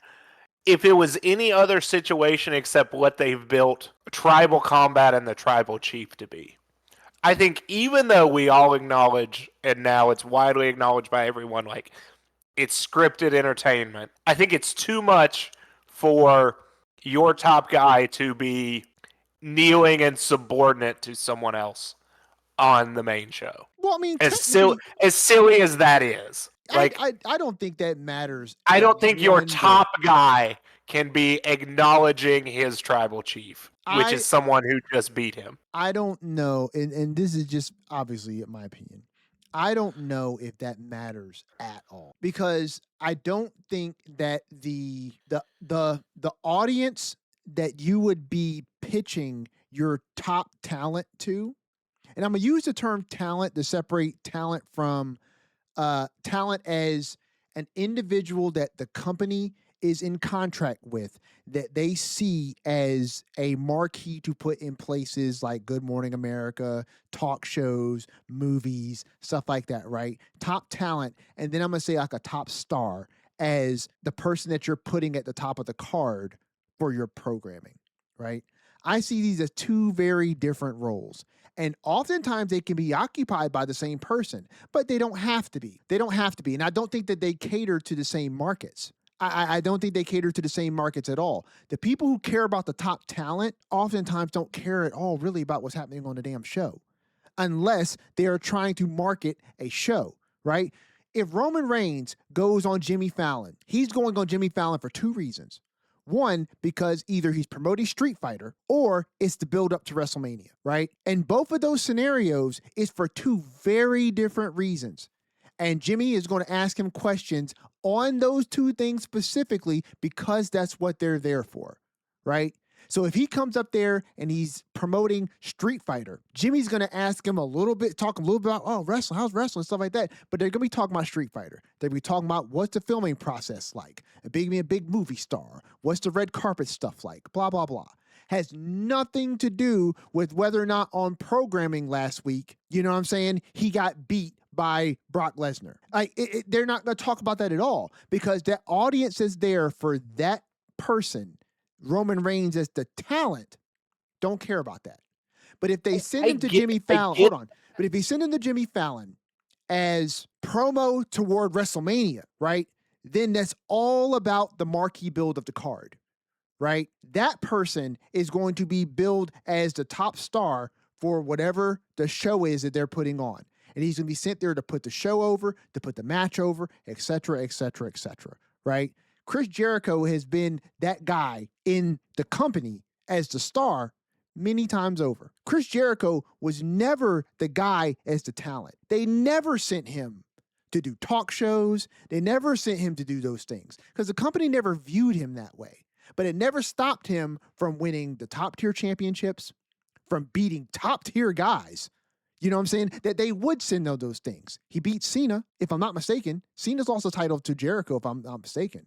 Or Jericho's been a champion while Cena was a top guy. That, yes. So Cena, when he was there in his prime, Cena was always that guy. He was always the top talent. He may not be the top tip build star. He may not have been holding the championship, but he was always the top talent. I think Cody, Roman, those two guys are right now the top talent. They're going to be the top talent. They're always going to be the top talent. When Punk was a champion, they never sent Punk to do a bunch of this stuff that they would send Cody to do. You know what I'm saying? Because they didn't view him as that top talent, but he was the top build star at the time. So I could see somebody like Jacob beating Roman, being the top build star because that's the story that they're telling, right? And they're far enough away from these huge pay-per-views where you're going to be sending your champion to Good Morning America and all these things, right? So that you don't have to worry about sending Jacob there. But I bet you if it was going into WrestleMania and Jacob was a champion and Roman was challenging him for the championship, you know who they'd send to Jimmy Fallon? Not Jacob. They'd send Roman because Roman's still that top guy. He's the guy that people face they know, whose name they recognize because they pushed him as the top talent. Jacob doesn't have to be that top talent guy to be the top build star. But I'm sorry, I didn't mean to take You're that. good. You're good. And I just we don't need to belabor it.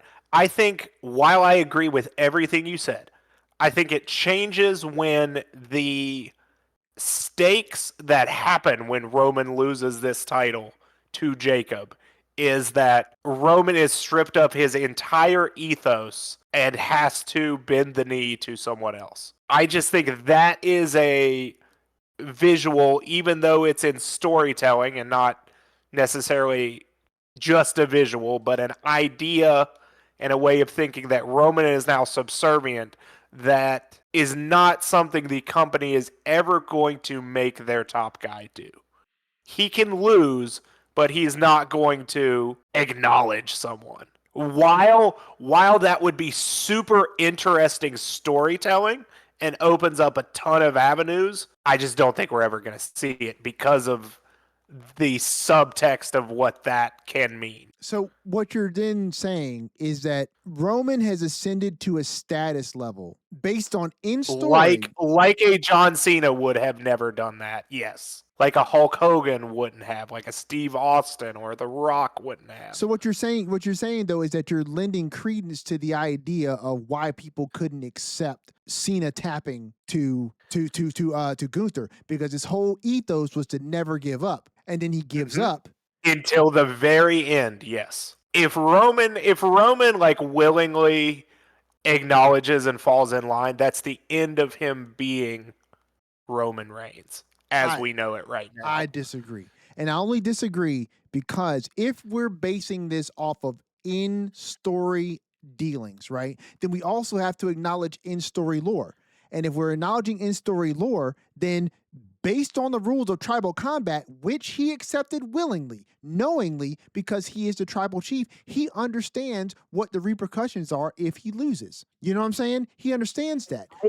I agree, but I'm looking at it beyond story of why I don't think it's that would ever happen. Right. So here's my thing. If I'm tying it to beyond story, you'd have to lose the fans first. Because let's not forget recent history. As much as the company tried to push Roman as a top guy, when the fans weren't behind him, the shit didn't work. And it didn't matter what you tried to do, right? So the first thing that he'd have to lose in order for it to really be a tangible thing to be bad for him, if he were to lose to Jacob in that scenario, he'd have to lose the fans first. And I don't think he's ever going to fucking lose the fans. Unless he does some shit outside the ring that is deplorable, right? He's never going to lose the fans. They build him up too big, right? That's one. Two, he'd have to lose the power behind his name. And I think they built that up way too much for him to lose that. You can't say that somebody is a made man the way we do about certain people and not acknowledge the fact that when you're made, it doesn't fucking matter. Like, you could lose.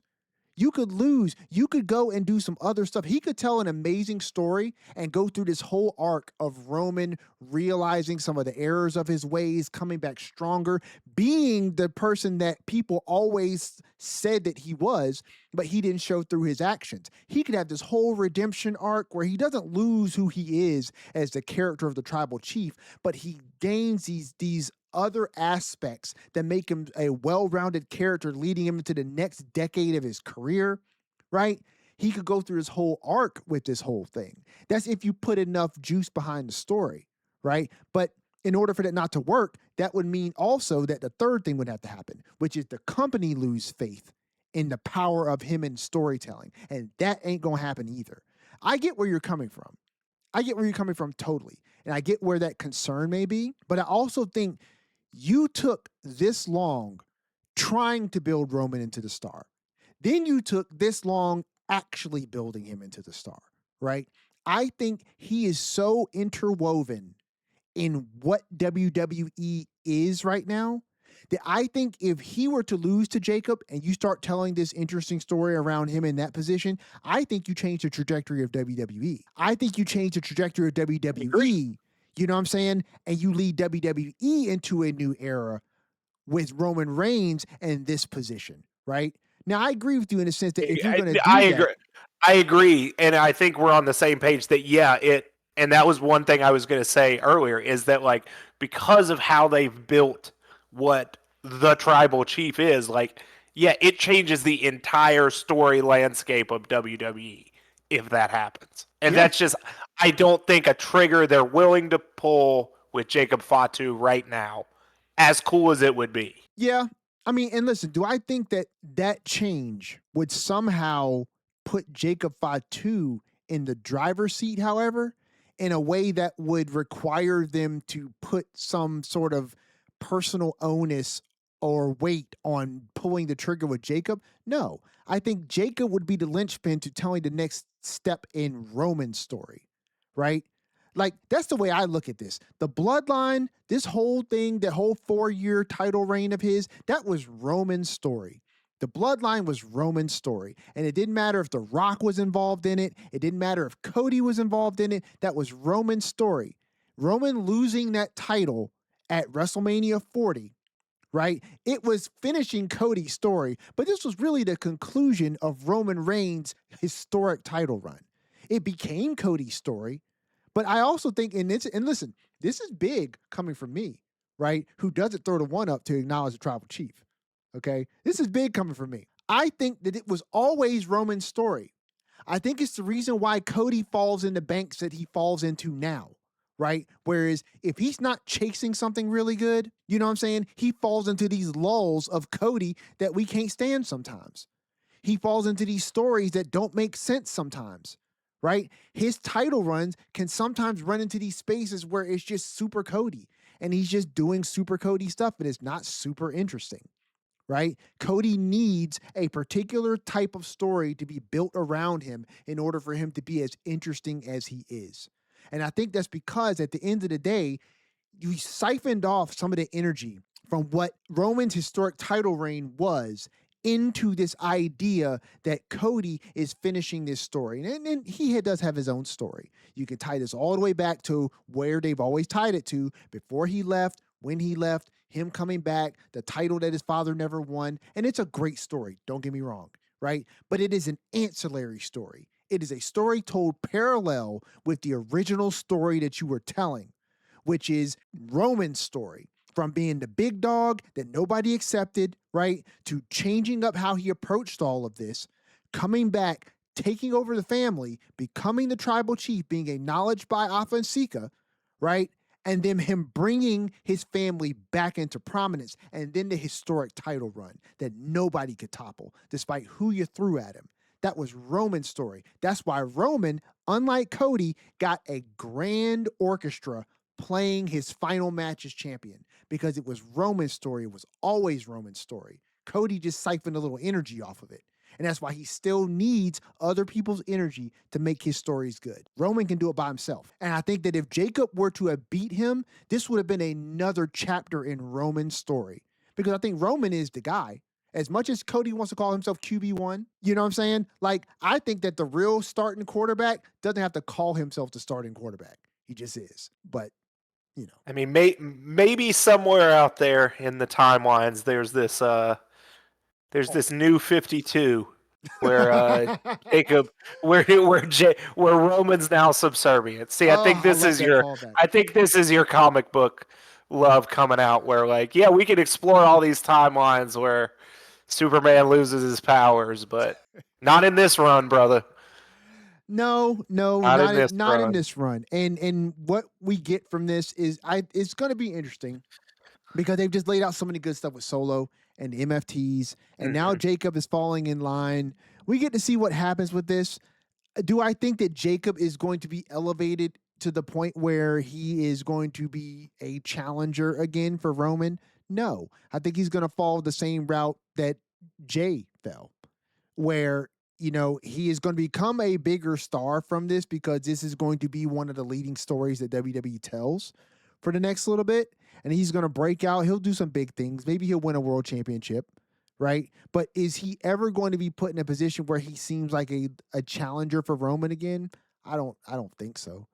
And I think you're just going to continue to cycle through all the Samoans, because at the end of the day, it is Roman's story. It was always going to be Roman's story. It's just a matter of the question is, at least for me, is that does Roman have to be the champion to continue to tell his story? Like, does his mantra truly exist?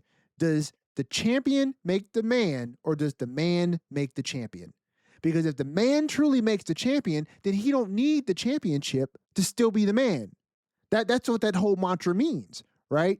And that's my whole thing, is that if Roman is here and Roman is the man, Roman doesn't have to have the championship to be the man. You can tell incredible stories around him, because he's built that status up. WWE's built that status up around him. He need to hold the gold to have it, right? And if he doesn't have the gold, he does need Ulafala to be the tribal chief. But now, does the Ulafala make the man, or does the man make the Ulafala? Like, did the position matter before Roman? I hope we never find out. Listen, WWE, if you could, please flesh this lore out for me. Send me a DM, send me an email. I would love to know, did the position of the tribal chief exist? He wants the lineage of the tribal chief. Did the lineage of the tribal chief exist before Roman had it? Or did this get allegedly created for because Roman? Because there were accepted rules for tribal combat. Very true. So what that means is nobody gave a damn about who the tribal chief was before Roman was. Therefore, the man makes the title. It's because the tribe wasn't flourishing. Somebody was. They just weren't doing a good job of elevating the family. Right. And so Roman did it, right? Which is why Roman is significant, not the Ulafala, the person who's wearing it. So you don't need the Ulafala for him to be who he is. He has transcended the necessity of it. Maybe he'll find, and maybe we'll have that arc one day. I think so. But just not today. Listen, just not today. If you think about it, they already tried it. They tried it with Solo. And Roman was still the man. Despite the fact that Solo had the Ulafala, he had the crew. When Roman didn't have a crew, he had to bring this bloodline back together, you know what I'm saying, to challenge Solo. And Roman was still the man, you know what I mean? But, hey, that's a alternate timeline version of history, because Roman beat Jacob, and we'll see what happens. I just hope that this turns out to be super cool, because for as cool as this can be, and I think it has all the ability to do it and do it very easily, you're going to have to make sure that you put time, effort, energy into writing something that is new and something that is fresh. Because so I think for as much as the fans right now love the idea of seeing the bloodline come back together with Roman with the title and stuff like that, I think you could run the risk of pulling the tread off these tires sooner than you think. And there could Yeah, be it people. does need to play out and go to different places than it did Yeah. before. I will say that.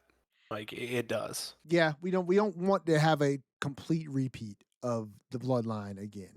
It was good, but like, the sequel should not look exactly like the original. So through that, right, we get to Raw. I And think we pretty much covered, honestly, for the by most talking about part, other things. We got everything on Raw really, except for we get the Seth Rollins and Braun Breaker rematch. yes. Just almost kind of out of the blue, I thought, but Which we do get it. why no, this makes me I don't know worry. either. This worries Yeah, me I sometimes, right? Because why did we get this on Raw? don't know. You know what I'm I don't saying? know. Like I was surprised when we did. same. It made me wonder, like, does WWE feel like this does not have enough legs? You know what I'm Yeah. saying? To get to the next PLE. It concerns me. And honestly, I know obviously it was not planned for Logan Paul to get hurt.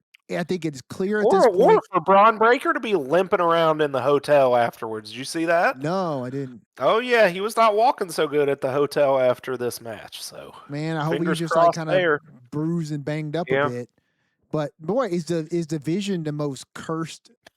maybe. Like, you know what I'm saying? Are they the most cursed faction ever? But yeah, it worried me a little bit because obviously nobody was counting on Logan getting hurt, right?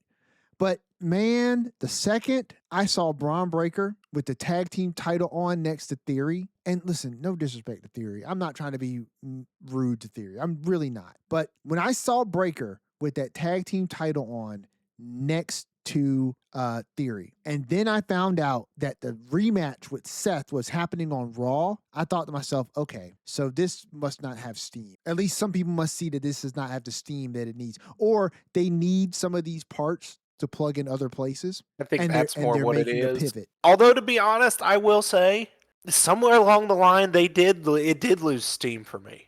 The Breaker and Seth and Heyman, it just Go through on. no fault of anyone's own because everyone kept getting hurt. Like it was just like it kind of missed the window, at least for me, in the blow off. Like, and they could heat it back up. I'm not saying that, but it seems like everyone was just like, okay, somebody else is hurt. Now somebody else is hurt. Like we can't blow this off, and they never really could, and it just ended up being what it was. Yeah, and so what concerns me at this point, right, is if you have this rematch on Raw, which you did, and Seth beat Braun, which, by the way, I did thoroughly enjoy how he beat Braun. He essentially got him Oh, to run the into a match brick was wall. great. Yeah, Just putting the belt and kind of tucking it over so the ref didn't see it, and then he speared himself into unconsciousness. Yeah, great. Look, love that. It's the Juggernaut X-Men 2 or 3. Was it X-Men United or X-Men The Last Stand when Juggernaut was chasing Kitty Pryde through the building and Kitty ran through the wall, I he know knocked what himself you're talking out. about. Yeah, I'm not. I don't know, but I know It's what, exactly the what you're scene, talking right? about. Yeah, Yes, I yeah. love that. He pulled the Juggernaut on him and had him knock himself out. So, I love that. But my concern now is that if this was your blow off and this was WWE's way to kind of like, okay, we're going to put this to bed, right? Do we leave Braun Breaker in this tag team with Theory? Is he even in the King of the Ring tournament? Who are you asking? Braun Breaker. I don't know. Let me find that bracket again. God, dear God, please don't let So Skeeter many spoil people. it. Don't let Skeeter. Oh yeah, Skeeter spoil it. Braun Breaker is in the tournament, If Braun Breaker and so is Seth. If Braun Breaker does not compete in the finals against Obafemi, Well, he can't because he's on the same side. oh, of the they're on the bracket. same side. Yep. Okay. If Braun Breaker wins his match, he will match up next round with Obafemi. Okay, so he needs to match up against Obafemi. He needs to lose to Obafemi because either that or we get Brock costing Oba. Braun goes over. You put Braun as the winner of the King of the Ring. You shore him up for a title shot. You've already given Seth the dub in their feud, right?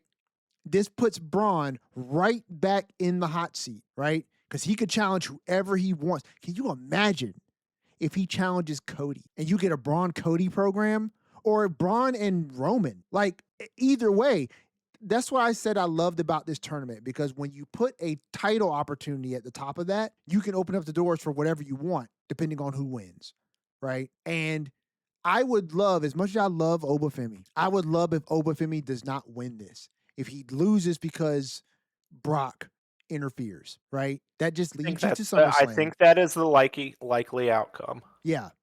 Yeah. And then listen, if Braun Breaker were to win that thing, oh my gosh. You talk about a Cody program I would love to watch. Put Breaker against him. Well, Put Breaker against him and have him beat him. Seth is going to win and face Roman at SummerSlam. I'm not mad at that. I think that's what's going to happen. I'm not mad at that. I think the likely outcome is Seth beats Oba because Brock interferes, and then it's Seth and Roman at SummerSlam one night, and it's Brock and Brock the other night. Okay, I'm sold there. Yeah, I think that is the likely. That is a huge marquee right there. That is a huge marquee right there. And it does line up because Seth has been trying to get people to have his back, to align against division, but apparently we just put that to bed. Maybe. I don't know necessarily if I think that was their final match. Okay. But maybe it was. We'll see. I did look up. Apparently, the dirt sheets do say that Braun Breaker was just was shaken up, but is not injured. Okay, good. So that's good. Yes, if that is true.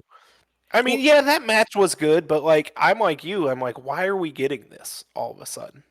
Yeah. I will say, as much as I hate the spot and it hardly ever looks good, they did a really good catch the spear into a pedigree. Yeah, on the table. That didn't look bad. And honestly, I just think it always looks weird. It does, because what it is that you're implying is that somebody moving that fast, that Seth is going to get them in a pedigree that's going to hurt worse than the landing that they're already going to take from the spear. It doesn't make a lot of sense, right? But this is kayfabe, and we're playing our role here, so I can appreciate that. But look, Braun has got to play his part right now as well, because Logan's injured and that injury required surgery. So he's going to be out for a little while. Bronson Reed, ain't heard about him in a while, right? I saw him on Instagram. Man has been in the gym. I will say that. Yeah. He's looking good. Well, maybe he's getting close to coming back, right? Hopefully. And look, maybe if he comes back, then maybe you put Bronson Reed with the pressure, and they can hold the tag team championships while Braun Breaker goes and does something else. But in the interim, Braun Breaker is the only other member of the division besides Austin Theory. So he's got to hold the tag team titles down, right? And there are competitors for the tag team championships who want to challenge for those things. So I don't know if they're done either, Braun and Seth. I wouldn't be surprised if they're not. And that could be a way that you reheat Braun and Seth, is by Seth winning King of the Ring, Seth going on to challenge Roman at SummerSlam, right? And to protect Seth, Seth loses to Roman because Breaker gets involved again. Because he already stated that Breaker is the reason why he's lost so many things already, right? Breaker cost him this match against Roman, right? And then you build to a bigger match, maybe with Seth and Breaker at Mania or Royal Rumble or something. I mean, because do you think that Seth is going to beat Roman in that match? Probably not. No. Right? So does Seth then take a clean loss to Roman? Probably not. Something's got to happen. I don't even know if I should open this can of worms as we're wrapping up here. Well, crack it. We'll keep it short. What if the reason Seth loses at SummerSlam is that the new leader of the division comes back, CM Punk, who's back with his friend Paul Heyman, and in his time away has seen the light? I just thought of that. Doesn't make too much sense when you think about the Division and CM Punk and their interactions, but it's wrestling. It doesn't always have to be bulletproof and make sense. I will say this. So it's not the worst idea you've ever heard. for as little sense as it makes with regards to certain members of the division, i.e., specifically Braun Breaker. Yeah. If you wanted a way to try and save or salvage the division, you put CM Punk at the head of that faction. That is a wrinkle that we have not added to Punk since his return, but we've proven that he can do it. Sorry. Oh, Lord. We've proven that he can do that. One of my favorite runs of CM Punk, hands down, was the Straight Edge Society, right? If you give me Punk as the leader of the division and give me something unique, give me something different, give him something to sink his teeth into, you could make that work. Now, suffice it to say, I definitely think that there's way more against this idea than for it. For sure. You know what I mean? Just simply It's just with a between passing the thought. story of him and Paul, right? Like, how do you mend that fence off screen? That you know, like that, I feel like you'd be doing a disservice to the fans who bought into everything that you sold them through WrestleMania 41 to do that off screen. So, and then of course, like I said, you got the Breaker angle, right? Like, how do you square that circle? That Breaker is all of a sudden in line, unless you pull the same stunt you've been pulling the whole time, where Paul pulls strings that Breaker is not aware of. Yeah. You know, maybe that's his exit from the vision. But either way, I was thinking about that. Not that angle specifically, but I was thinking, you know, we haven't seen Punk. We haven't seen Punk since his loss at Mania. So when he comes back, right, what is he doing? Where do you interject CM Punk into any story? Because there's been a lot that's happened since he's been gone. And, you know, where do you go with him? He's obviously going to just go into something good with someone, right? But Drew's been gone filming Highlander. So when he comes back, you're not going to throw him in another feud with Drew. And the only thing I could think that you would throw him in was a feud with Cody, because they teased a few things that did not come to fruition at WrestleMania. You know what I'm saying? They teased some stuff, and it just didn't happen. It was after WrestleMania, because Punk was there for a little bit right after WrestleMania. And he was, because he was... One night. That's what I'm saying. And he was having those conversations with Cody about being open to opportunities, being ready when opportunities present themselves, right? And he and Cody had some verbiage that made it seem like they were about to go into a program, and then Punk disappeared. And did they write him off of TV for some reason, like with an injury, or did he just disappear? No, he's just gone. He's left. Good Lord, WWE, just dropping storylines to do other stuff. Like, sometimes the stuff they do is just so confusing to me. It makes very little sense. But, you know, it's whatever. When he comes back, they'll need to interject him into something. And honestly, that wouldn't be a bad thing. My pipe dream that I know will never happen is that CM Punk comes back and he's let his hair grow a little bit. Like, I know he will never do it. I don't think he will. But if he let his hair grow just a little bit, get a little hang, give me a little bit of that feeling of the old Punk, make my year. But yeah, that pretty much there hasn't been enough time to make that hair growth work yet. No, it really hasn't. It really hasn't. But I mean, listen, if he came back, the only way I would accept AJ Lee back right now, and I say this with all respect to AJ Lee, but the only way I would accept AJ Lee back is if AJ and Punk came back and they had their fingers in a faction. Like, give me something different. You know what I'm saying? From the both of them. Mm-hmm. Pull the thing that you should have done with Becky and Seth at one point, which is had Becky and Seth be the head of something. Remember when we used to talk about Becky potentially being the next member of the Vision? Mm-hmm. Do that with Punk and AJ. Have them lead something. Let AJ be a little different. Let Punk be a little different. Have some people underneath them. If what's her name didn't get released, the chick from NXT that Punk was real close to, she used to had the little skateboard. God, I can't think of her name right now. But I think she's from Chicago or something. But anyway, that's pretty much it, ladies and gentlemen. And your SmackDown is probably already viewable on your television. So you'll probably have some answers to some things Skeena and I have been talking about already. Cora Jade, that's her name. Forgot about her. If Cora Jade was still around. It took me a while to remember her name. I couldn't remember it at all. But if Cora Jade was still around, right, you got that little familial tie between them. Bring her into the fold. Yeah, but what are you going to do? That's Braun Breaker's ex. Well, she ain't here no way. Hey, listen, talk about melding like real life and kayfabe together, right? Braun Breaker's like, I can't be a part of this faction. And for reasons. Did you did you want to bring back the Lucha Lounge and talk about mask versus mask? Okay, so Or I'll say this real because quick.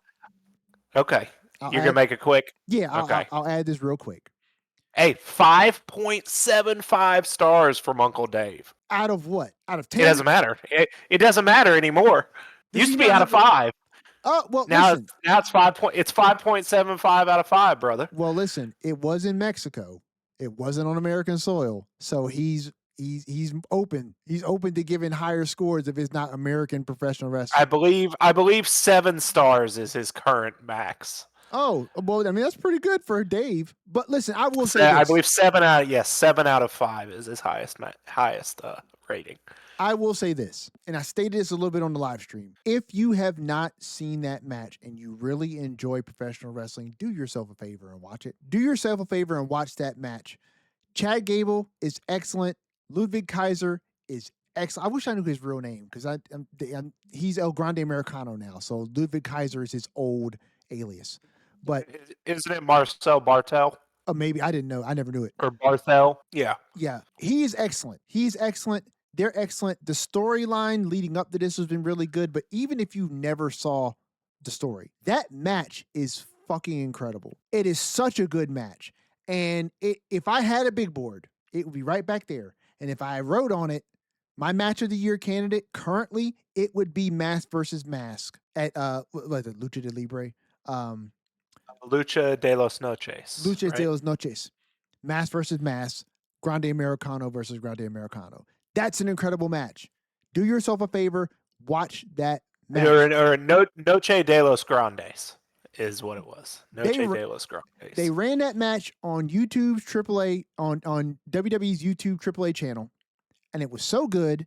They ran it after Clash in Raw, Italy yeah. on Netflix. And then after Raw. And then they ran Netflix. it after Raw on Netflix. I mean, the company getting behind it is indicative of how the fans received it, how the world of wrestling has received it.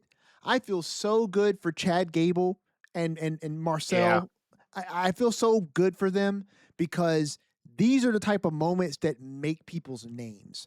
Maybe not their careers all the time, but it makes their names because their names are not going to be soon forgotten because the matches like that are that damn good.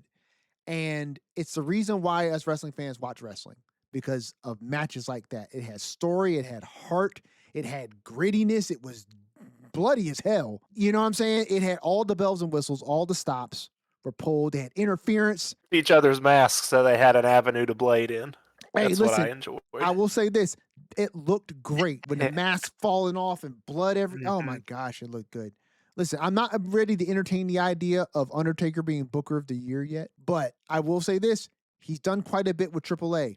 And I don't know if it's all him and if it's more so the exposure, but he has had a hand in it, so I will give him credit. And that match was incredible.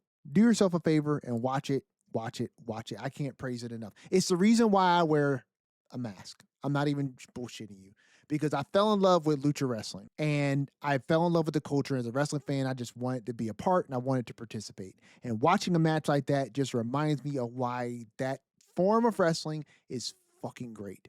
And I love it. So my hat's off to those guys. It was incredible. Do yourself a favor. Watch it. You won't regret it. Skeener, let everybody know where they can catch us each and every week for this incredible podcast we call the Lariat Lounge. The Lariat Lounge, once a week, every week. You can catch us on YouTube. Just search the Lariat Lounge. That's where you'll find all our episodes, the video and audio version of the podcast, all the prior episodes, the content library, including all our PLE live streams, all the future ones. That's where they'll be. That's where you'll find all our other content, be it special episodes or WWE 2K26 content. Search the Lariat Lounge on YouTube. That's where you'll find us. The audio podcast still goes up every week on all your favorite platforms, Spotify, Apple Podcasts, wherever else you get your shows. That's where you'll find us. Head over to ProWrestlingTees.com/the Lariat Lounge. get your merch. We got 6 great designs up there now, probably a 7th up there by the time you listen to that, and another one coming soon. But go get your merch over there at Pro Wrestling Tees. We're over on Instagram at the Lariat Lounge Podcast. DMs are always open if you want to interact with us over there. The same goes for the inbox at the Lariat Lounge at gmail.com. Any thoughts about the wrestling world, our show, anything you want to talk about, those 2 avenues, contact us. We'll read them out on the show. We'll respond to it on the show. Just please get involved with us. We really do appreciate it, guys. We thank you so much for hanging out with us each and every week. And listen, we both apologize, okay? Between travel schedules, between work, our schedules have been so freaking erratic. But Skeener, audio issues, who knows? Everything that has happened, everything that could happen. I don't want to say could, because who knows what else. But a lot of things have gone awry since I touched back down in the States. Schedules, broken things. Monitors, lost audio, people not feeling well, work, you name it. It has been the gamut. But Skeener and I had a staff meeting earlier today. We're back on track for next week. So, look for your regularly scheduled programming. We'll be right there to deliver it to you. But seriously, we appreciate it, guys, for you hanging out with us and sticking it out through this crazy 2-3 weeks. Been really appreciative. From your host, Everson Godfrey, co-host Andrew Skeens, this has been another edition of the Lariat Lounge. Please watch yourself on the way out.